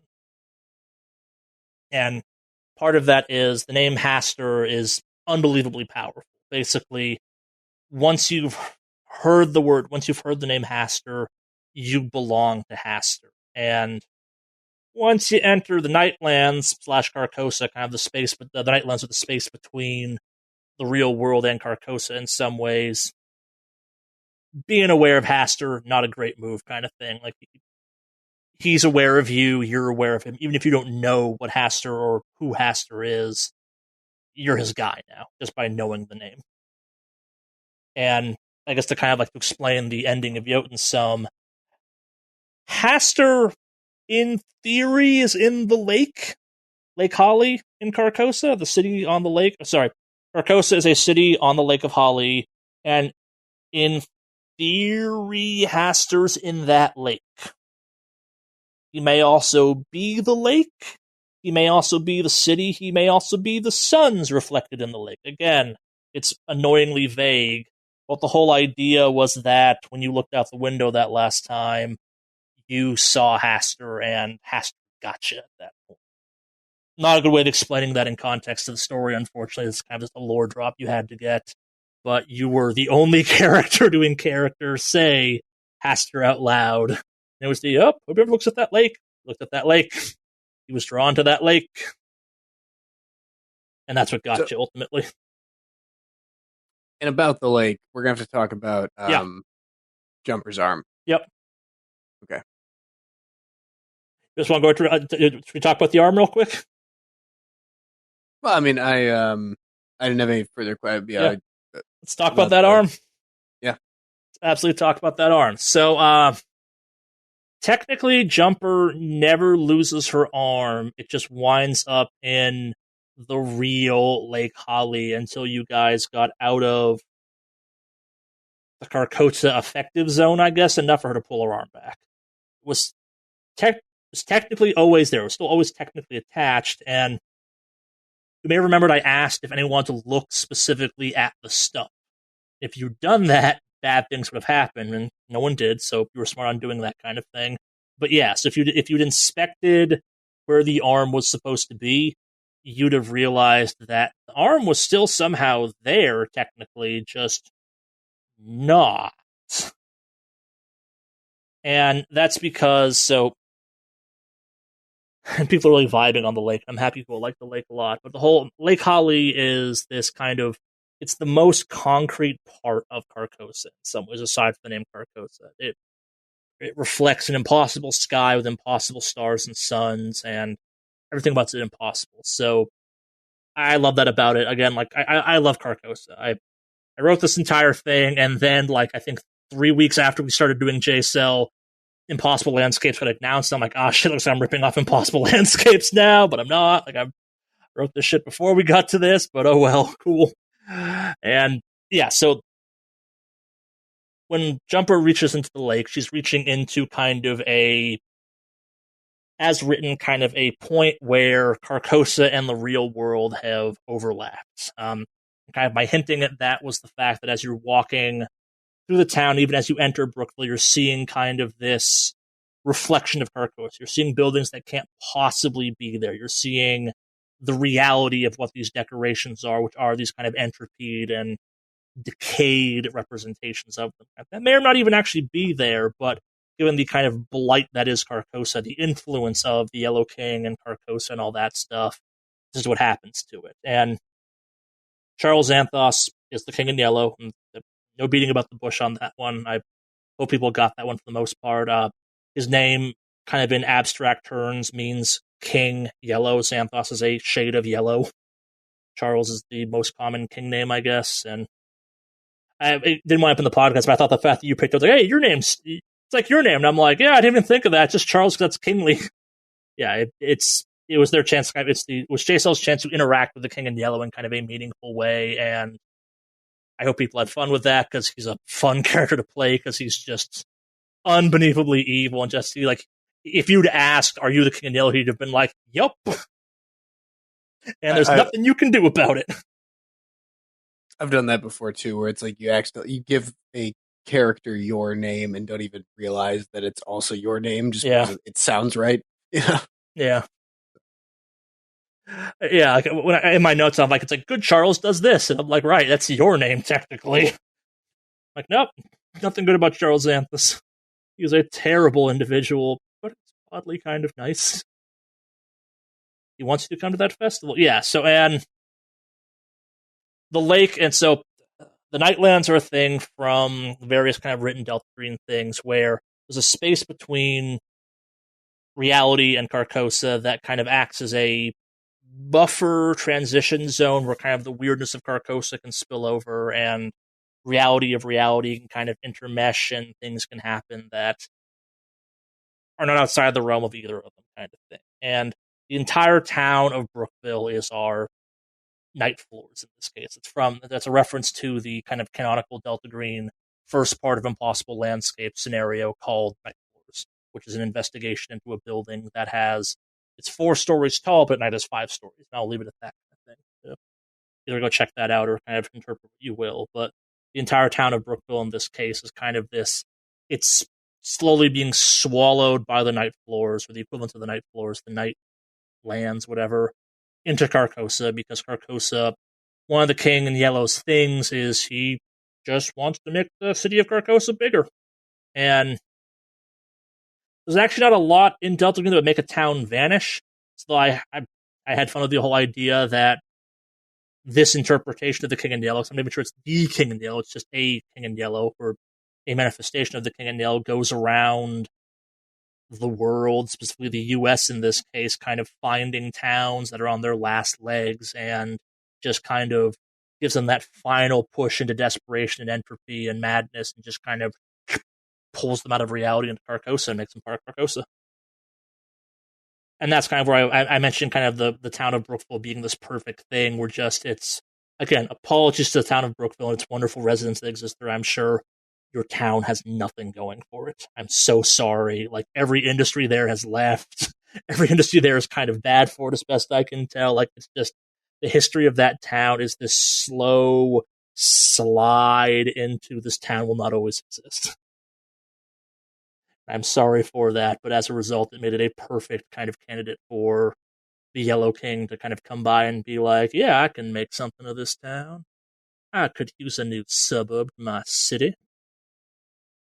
And if there's anyone in Brookville or any of the locations mentioned in Delta or in JCell, please let us know. Yeah, please reach out. We'd be fascinated to hear from you. The email's in the podcast descriptions, and you can find us on Twitter on negmodpod. Yeah, I absolutely go for it. Yeah, I would love to hear about that and hear just how terribly I misrepresented your towns, or worse, how dead on I got your towns. I tried to do enough research that's giving an accurate description. I tried not to be too hard on them, but yes, for a town to be swallowed up into not hell, but madness, the dimension, Brookville, you were a perfect candidate, unfortunately. For everything that whole kind of mythos is about, the kind of just slow descent into madness and desperation and just kind of null and pure nihilism. Yeah, Kansas is a great place to find places like that. I've never been, but it's flat. I had guessed as much. But. Yeah, I guess we got any more questions? We've covered the lake. We've kind of touched on Charles Xanthus. It's actually not that much to tell about Charles Xanthus without going into this kind of full King in Yellow details, and at least kind of interpret what you will. Either the entirety of J-Cell is a version of the King in Yellow, because there's no cohesive one version of the King in Yellow that ends in tragedy and ends the trip to Carcosa, essentially. Or it's just kind of the tragedy of J-Cell once they reach the town of Brookville. The initial name of that arc was actually called All Town, was either Welcome to Carcosa or All Roads Lead to Carcosa, because I kept going back and forth which one I wanted to go with, and I decided to put in the name Carcosa, and the actual kind of arc title was too on the nose when I put it up as podcast episodes, hence Limnophobia, the irrational fear of lakes, and if there's one lake to be afraid of, it's definitely Lake Holly. Is that what that means? Okay. I should have asked that. Yeah, it's the rational, it depends on the kind of the definition you go with, because there's 2 definitions for it. Again, I love about that. It's a perfect name for this type of thing. It's either the irrational fear of lakes or just the straight fear of lakes. Not to be confused with limnophobia, which is I'm getting this wrong. There's a fear of oceans, which is a whole other thing, which I initially thought about calling this. Like, naming this one was especially tough just because it was like, how much do you want to give away with it? Like, initially I was going to call it, like, I played with, like, Lakeside Festival at one point. That kind of sounded like it was the town of Lakeside, which is at that point also an American Gods reference, and I didn't want to go down that path by accident. Like, oh, we're flipping a car in the middle of the lake with a person in it. No, that's not what this arc is about. This is about the Yellow King just messing with J-Cell. And not even messing, just kind of being like, I made this museum for you because I was expecting you. Do you enjoy your exhibits? I put so much time and effort and money into them. Aren't they nice? Yeah, and I guess that's kind of like that's the one thing to keep in mind when talking about a bunch of this. Like, Felder, undeniably evil. TDC, undeniably evil. Marlene, kind of evil, but also just sick of being stuck in a septic tank. Charles Xanthus, Carcosa, the museum. Not evil by human standards, just kind of so removed from human constructs of morality or good, evil, and like what is or isn't okay to do, or like what isn't a god at that point, that just kind of it does what it does. I chose to make the King in Yellow a tad more human in the form of Charles Xanthus, but I think by the end we got back down to the whole idea that the King in Yellow just kind of is. Like, it does what it does, which is kind of whatever the hell it feels like at the end of the day. It's kind of it's all about madness, decay, and entropy kind of thing. The inevitability of everything that will ever happen and won't ever happen kind of thing. Yeah. We'll go mad contemplating it.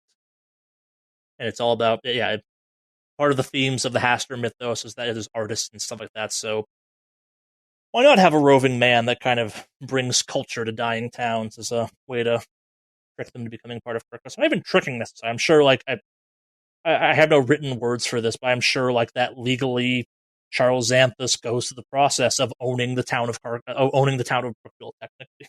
I'm sure he has the paperwork somewhere that says, oh, by the way, I own the land of Brookville now. Before it disappears into Carcosa. Yeah, I'm the way I kind of imagine Charles going about doing that stuff is that he is completely upfront about that. Like, again, like, if you'd asked him, are you the King in Yellow, he'd been like, I sure am.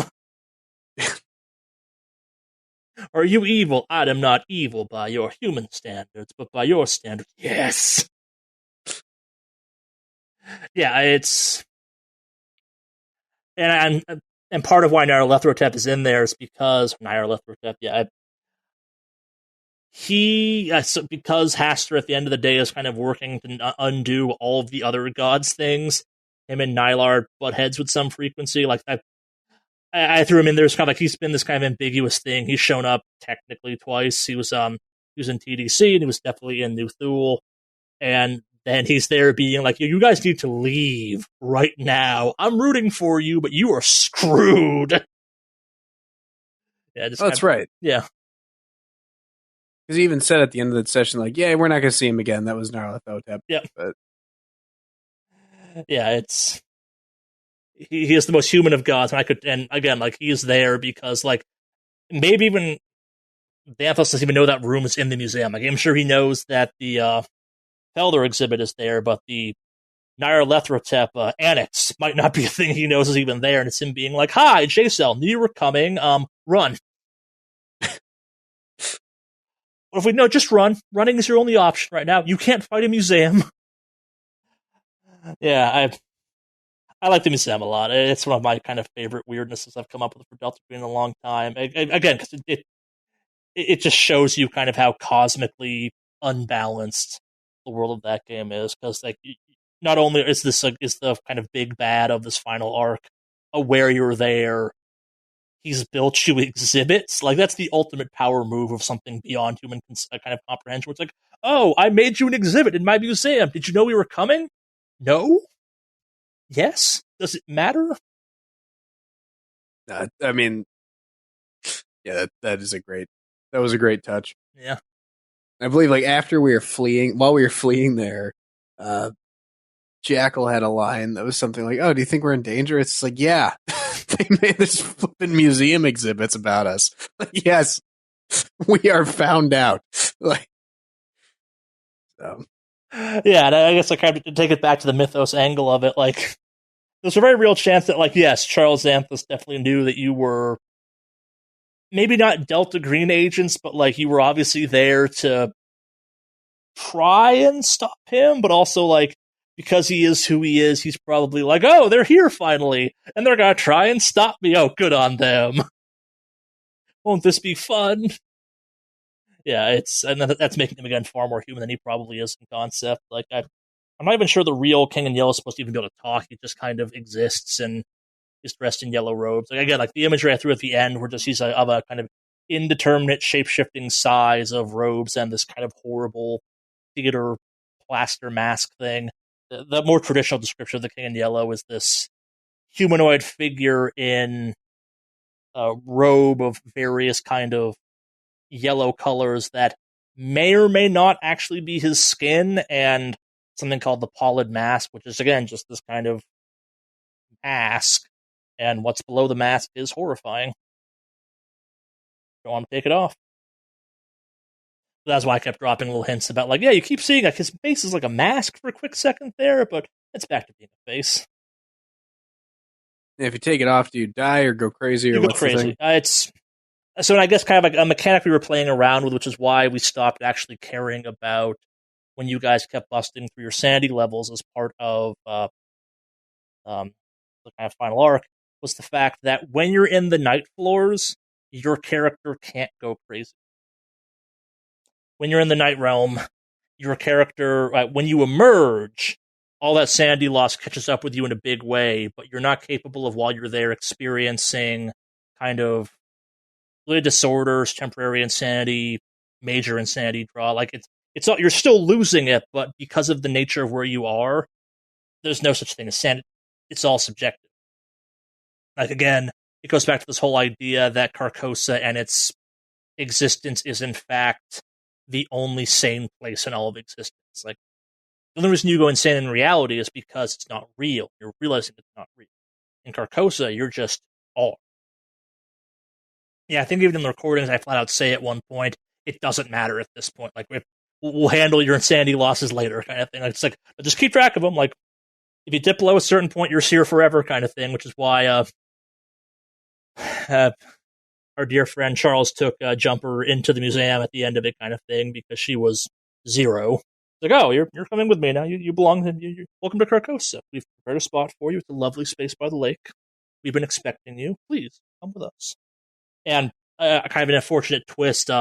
Jumper's whole mother having dementia thing. That's another thing that's commonly associated with King and Yellow mythos. Is the people that are most aware of it are indeed kind of by modern medical standards insane. Mm-hmm. Yeah. Yeah, I was trying to remember what happened to Jumper, because I remember Jackal was the only one left in the car. Yeah. Jetlag went in after me. Yep.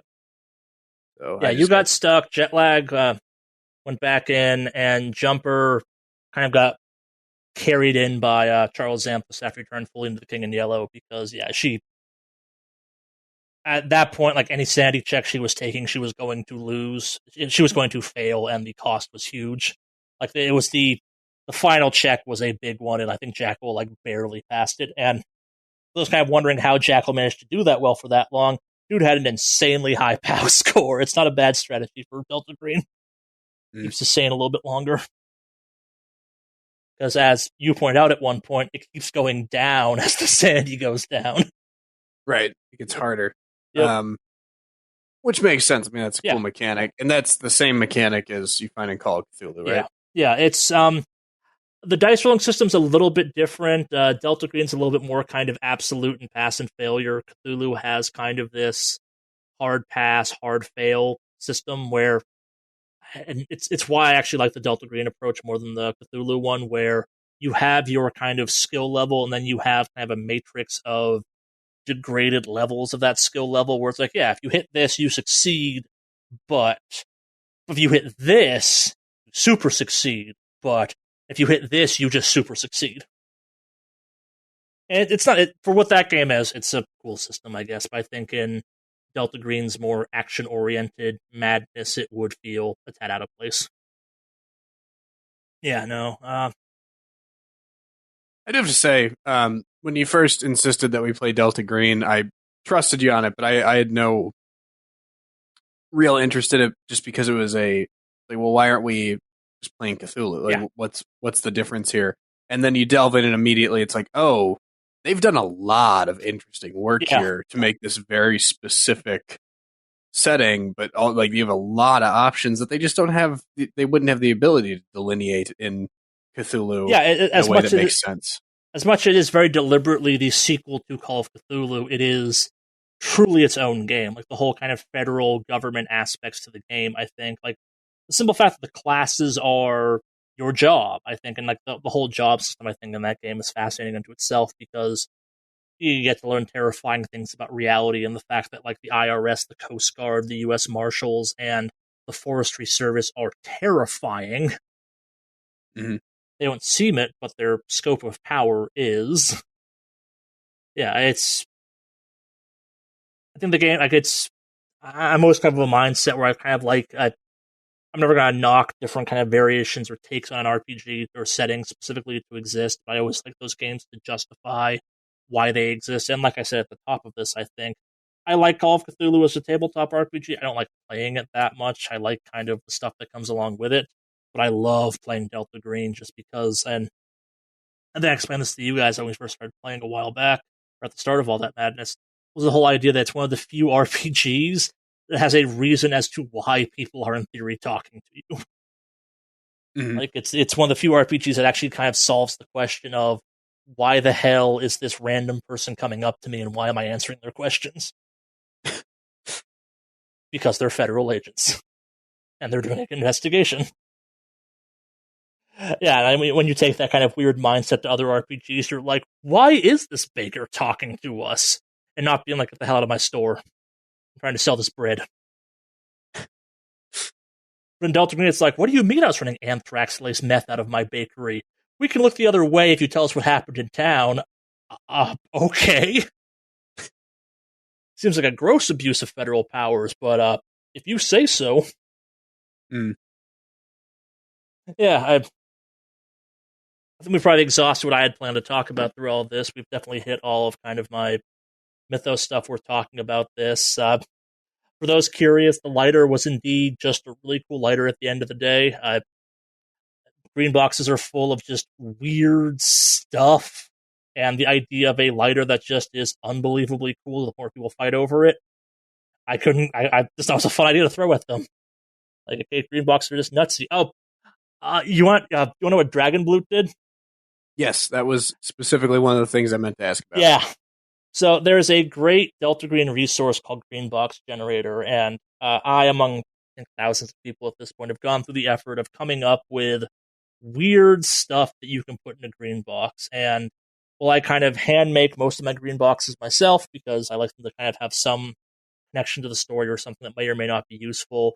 I do occasionally dip into that stuff for some of the weirdness of it. And Dragon Bloot is it's a reference. I think it's a pretty obvious one. It's a reference to a I think it's tier story of some kind where if you had drank the Dragon Bloot, you'd have caught on fire and died instantly. If you had poured the Dragon Bloot on any part of your body, whatever part you poured on would become indestructible. You could have put it on your head and it would have stained it, but you'd have now had a bulletproof or anything-proof head. And if you kind of like swished around your mouth or put your tongue in it, you'd be able to talk to birds. And this is something you got from the... Yeah, Greenbox generator.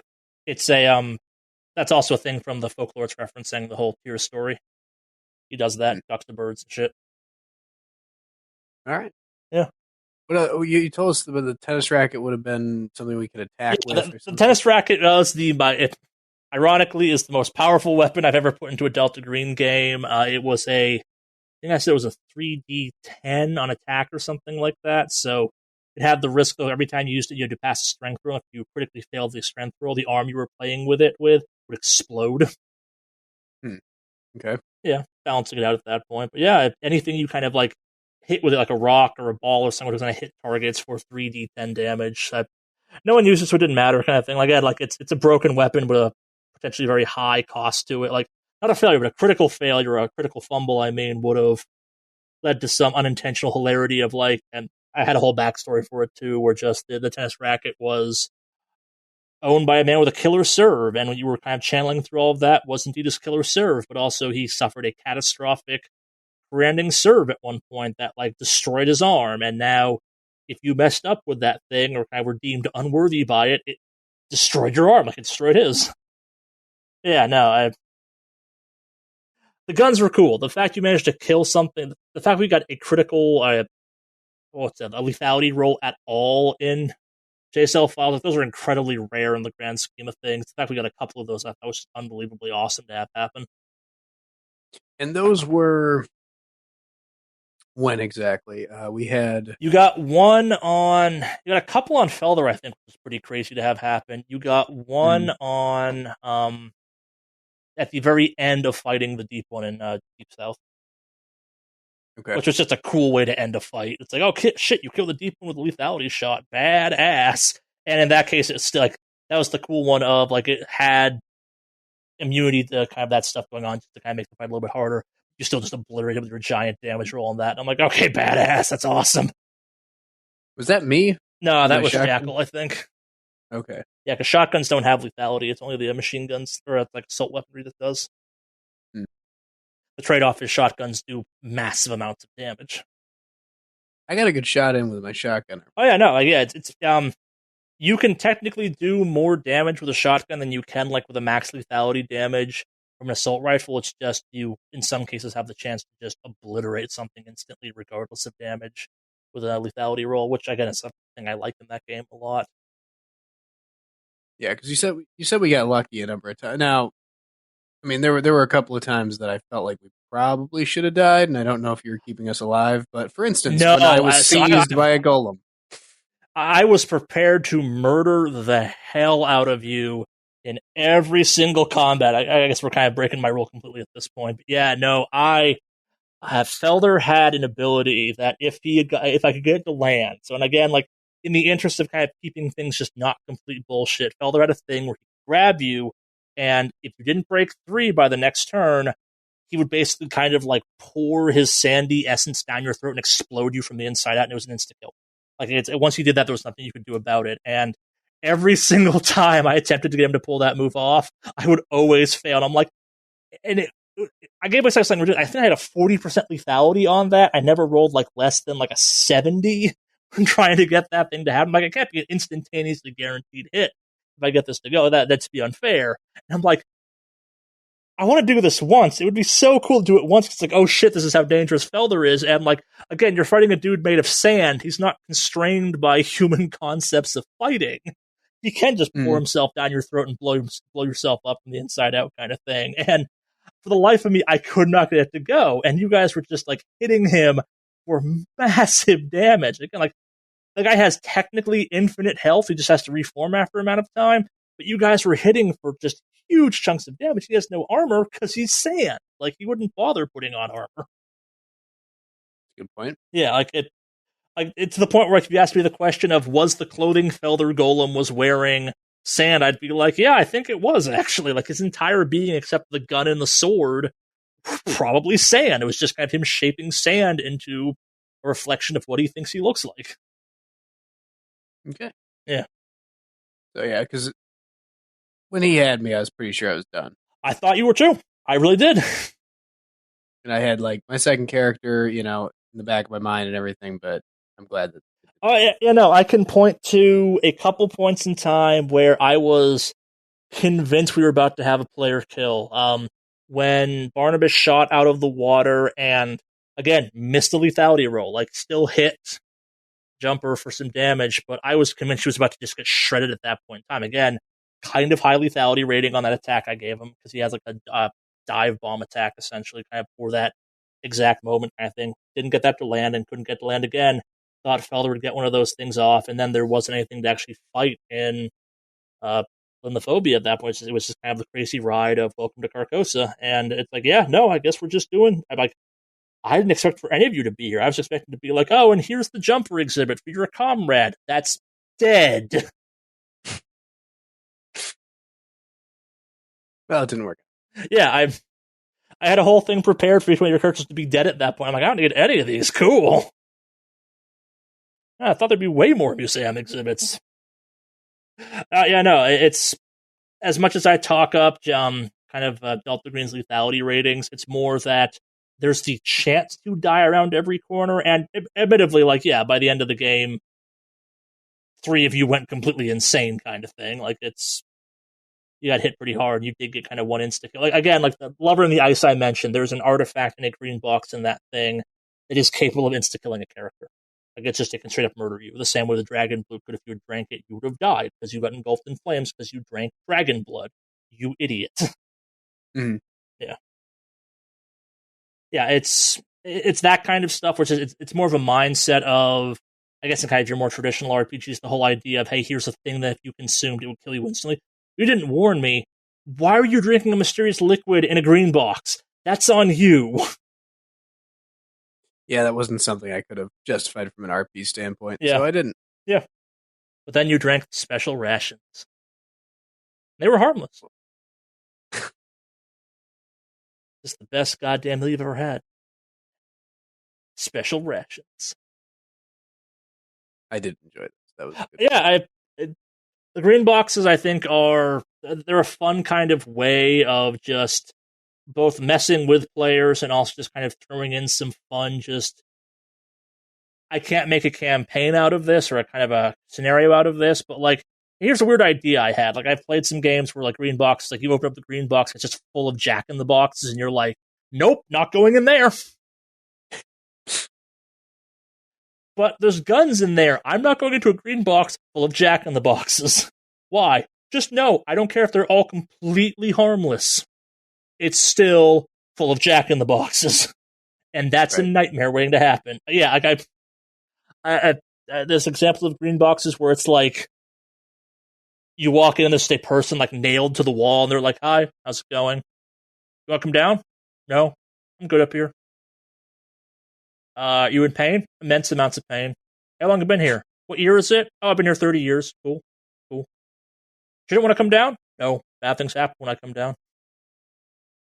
Yeah, I never got too weird with them. Look forward to that in the future as I get weirder with them as we move through negative modifier. But yeah, for you, I kind of kept it grounded in, like, let's not go completely weird. Like, the bitchin' Chimera was about as far as I'm like, okay, let's have some fun with the junkyard green box kind of thing, but like, let's not go too weird with it. That was fun. One might say it's bitchin'. Yeah, I think we've more or less covered all of everything that's worth talking about at this point without kind of dissecting our entire ride through JSO, which is what we're not here to talk about. We're just here to talk about lore and the various kind of weird breadcrumbs. I guess kind of, now that you've been through a whole campaign of Delta Green, you've come out at what I've heard was a veteran player at this point.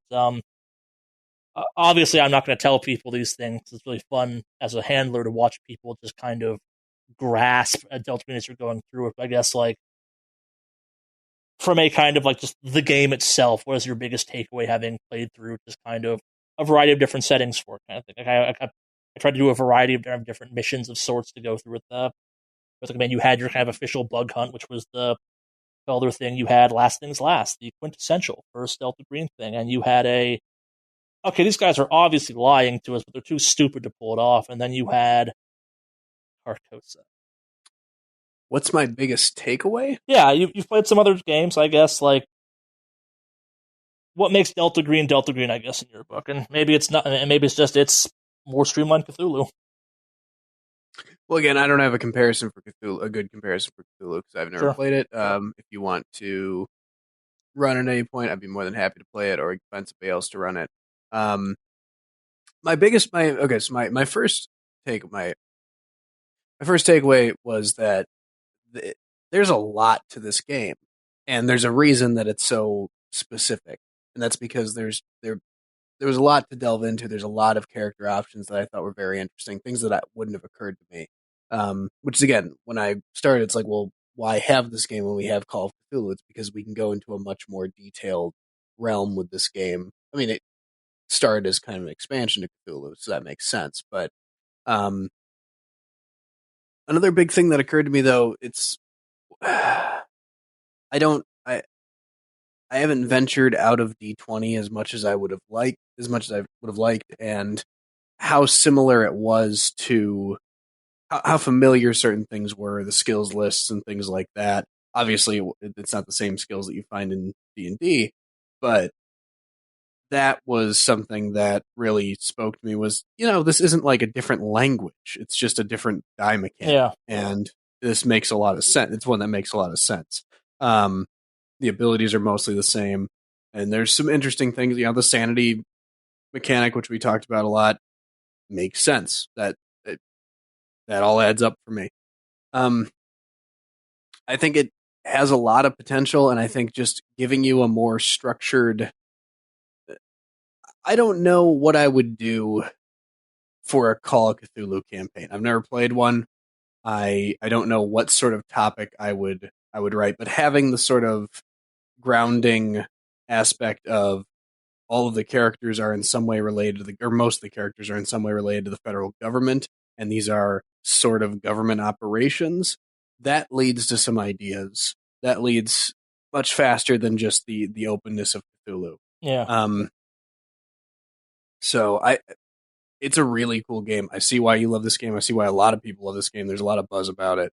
It's got a lot of cool stuff going for it. You mentioned it keeps coming up as you interview people. Like, it seems to be a game that game designers seem to be aware of. Oh yes, very much so. And a lot of people have asked me to reach out to Tynes, I believe is the name of the designer for Delta Green, which inevitably I would love to do. So I'd love to talk to him at some point. But yeah, it's a game that a lot of people are familiar with, and I'll just say some high-profile designers have said very nice things about it. If anyone's interested in picking it up, it's other than the fact that it's well, I was just gonna say it's not like a dungeon crawl. That's the biggest thing I think from getting out of D&D. But now I'm dialed back too far. It's hard totally to come make up it with a dungeon crawl. You could make it a dungeon crawl, but I don't. Well, I guess you could do. I mean, you could do a lot of. Actually, yeah, you could do a lot of cool things. This government facility is infested with. They broke something, and now this unit has to go in and clean the place out. No, yeah, I didn't play around with it much, but a bunch of the community likes pulling stuff from the SCP Foundation, which has a very kind of strike force feel to how they handle stuff. Yeah, there was it didn't happen to you, but if you hadn't burned the stuff in Felder Zoo, it was going to escape and come up behind you, and then it would have become a dungeon crawl. Okay, well, that's good to know, I guess. Yeah, we could have had a dungeon crawl on our hands. It would have been a long one, too. Okay. Well, yeah, so we, yeah, I don't know. It was a lot of fun. I'd love to play it again. I'd love to revisit, if you want to do any sort. I know that you have another group now that you're running, and I'll tune in for that. But if you ever feel so inclined to figure out what happened to Jackal, I know I'm probably not getting Jotun back, and that just happens. That's a casualty. I didn't plan on playing him for the rest of my life, but if we ever want to revisit it, I'd be more than happy to. It's going to be a lot of fun. It could be kind of our fun transition and closing this out spot. So our season 2 of Delta Green is going to focus on F-Cell, or at least a chunk of F-Cell. That if you are an eagle-eared listener of our first season of Delta Green, you've already met technically. We're going to be kind of meeting some of the agents from that helped J-Cell burn down Felder's lab. That would be Pine and whatnot. Well, no, that would be Fiddlesticks, but Fiddlesticks is... Sorry. F. Sorry, I misspoke. F-Cell. I meant to say... I was thinking Fiddlesticks, who showed up with... Yeah. And she showed... Did we ever figure out if she was there as condoned by Pine? We decided she wasn't? We will confirm that next season, actually. Okay. Yeah. Next season, Pine is back. Pine is now running F-Cell, and F-Cell is now our main cell. Got some stuff planned for you. It's a different season. We've got different kind of backbones to it, kind of thing. I'm playing with more veteran players of Delta Green, so I get to pull more shenanigans on them. Expect more stuff kind of at the level of weirdness that our final arc was from the jump. It's kind of cruel to spring. Well, welcome to Carcosa right off the bat on Delta Green players. I've never played the game before, where it's like, Okay, we're in a museum that's shape bending. That's great. How do we get out? You don't. You have to imagine your way out. We would have never guessed that because we're used to playing not Delta Green. Yeah, no. We hit the ground running with some weirdness. Well, it sounds fun. Yeah. Hopefully people enjoy it. It's a slightly different crew, but still more Delta Green. More Delta Green is inherently a good thing. Yeah, there's no good way of ending these, I guess. I hope you've learned some stuff about Delta Green, learned some stuff about the Cthulhu mythos yourself.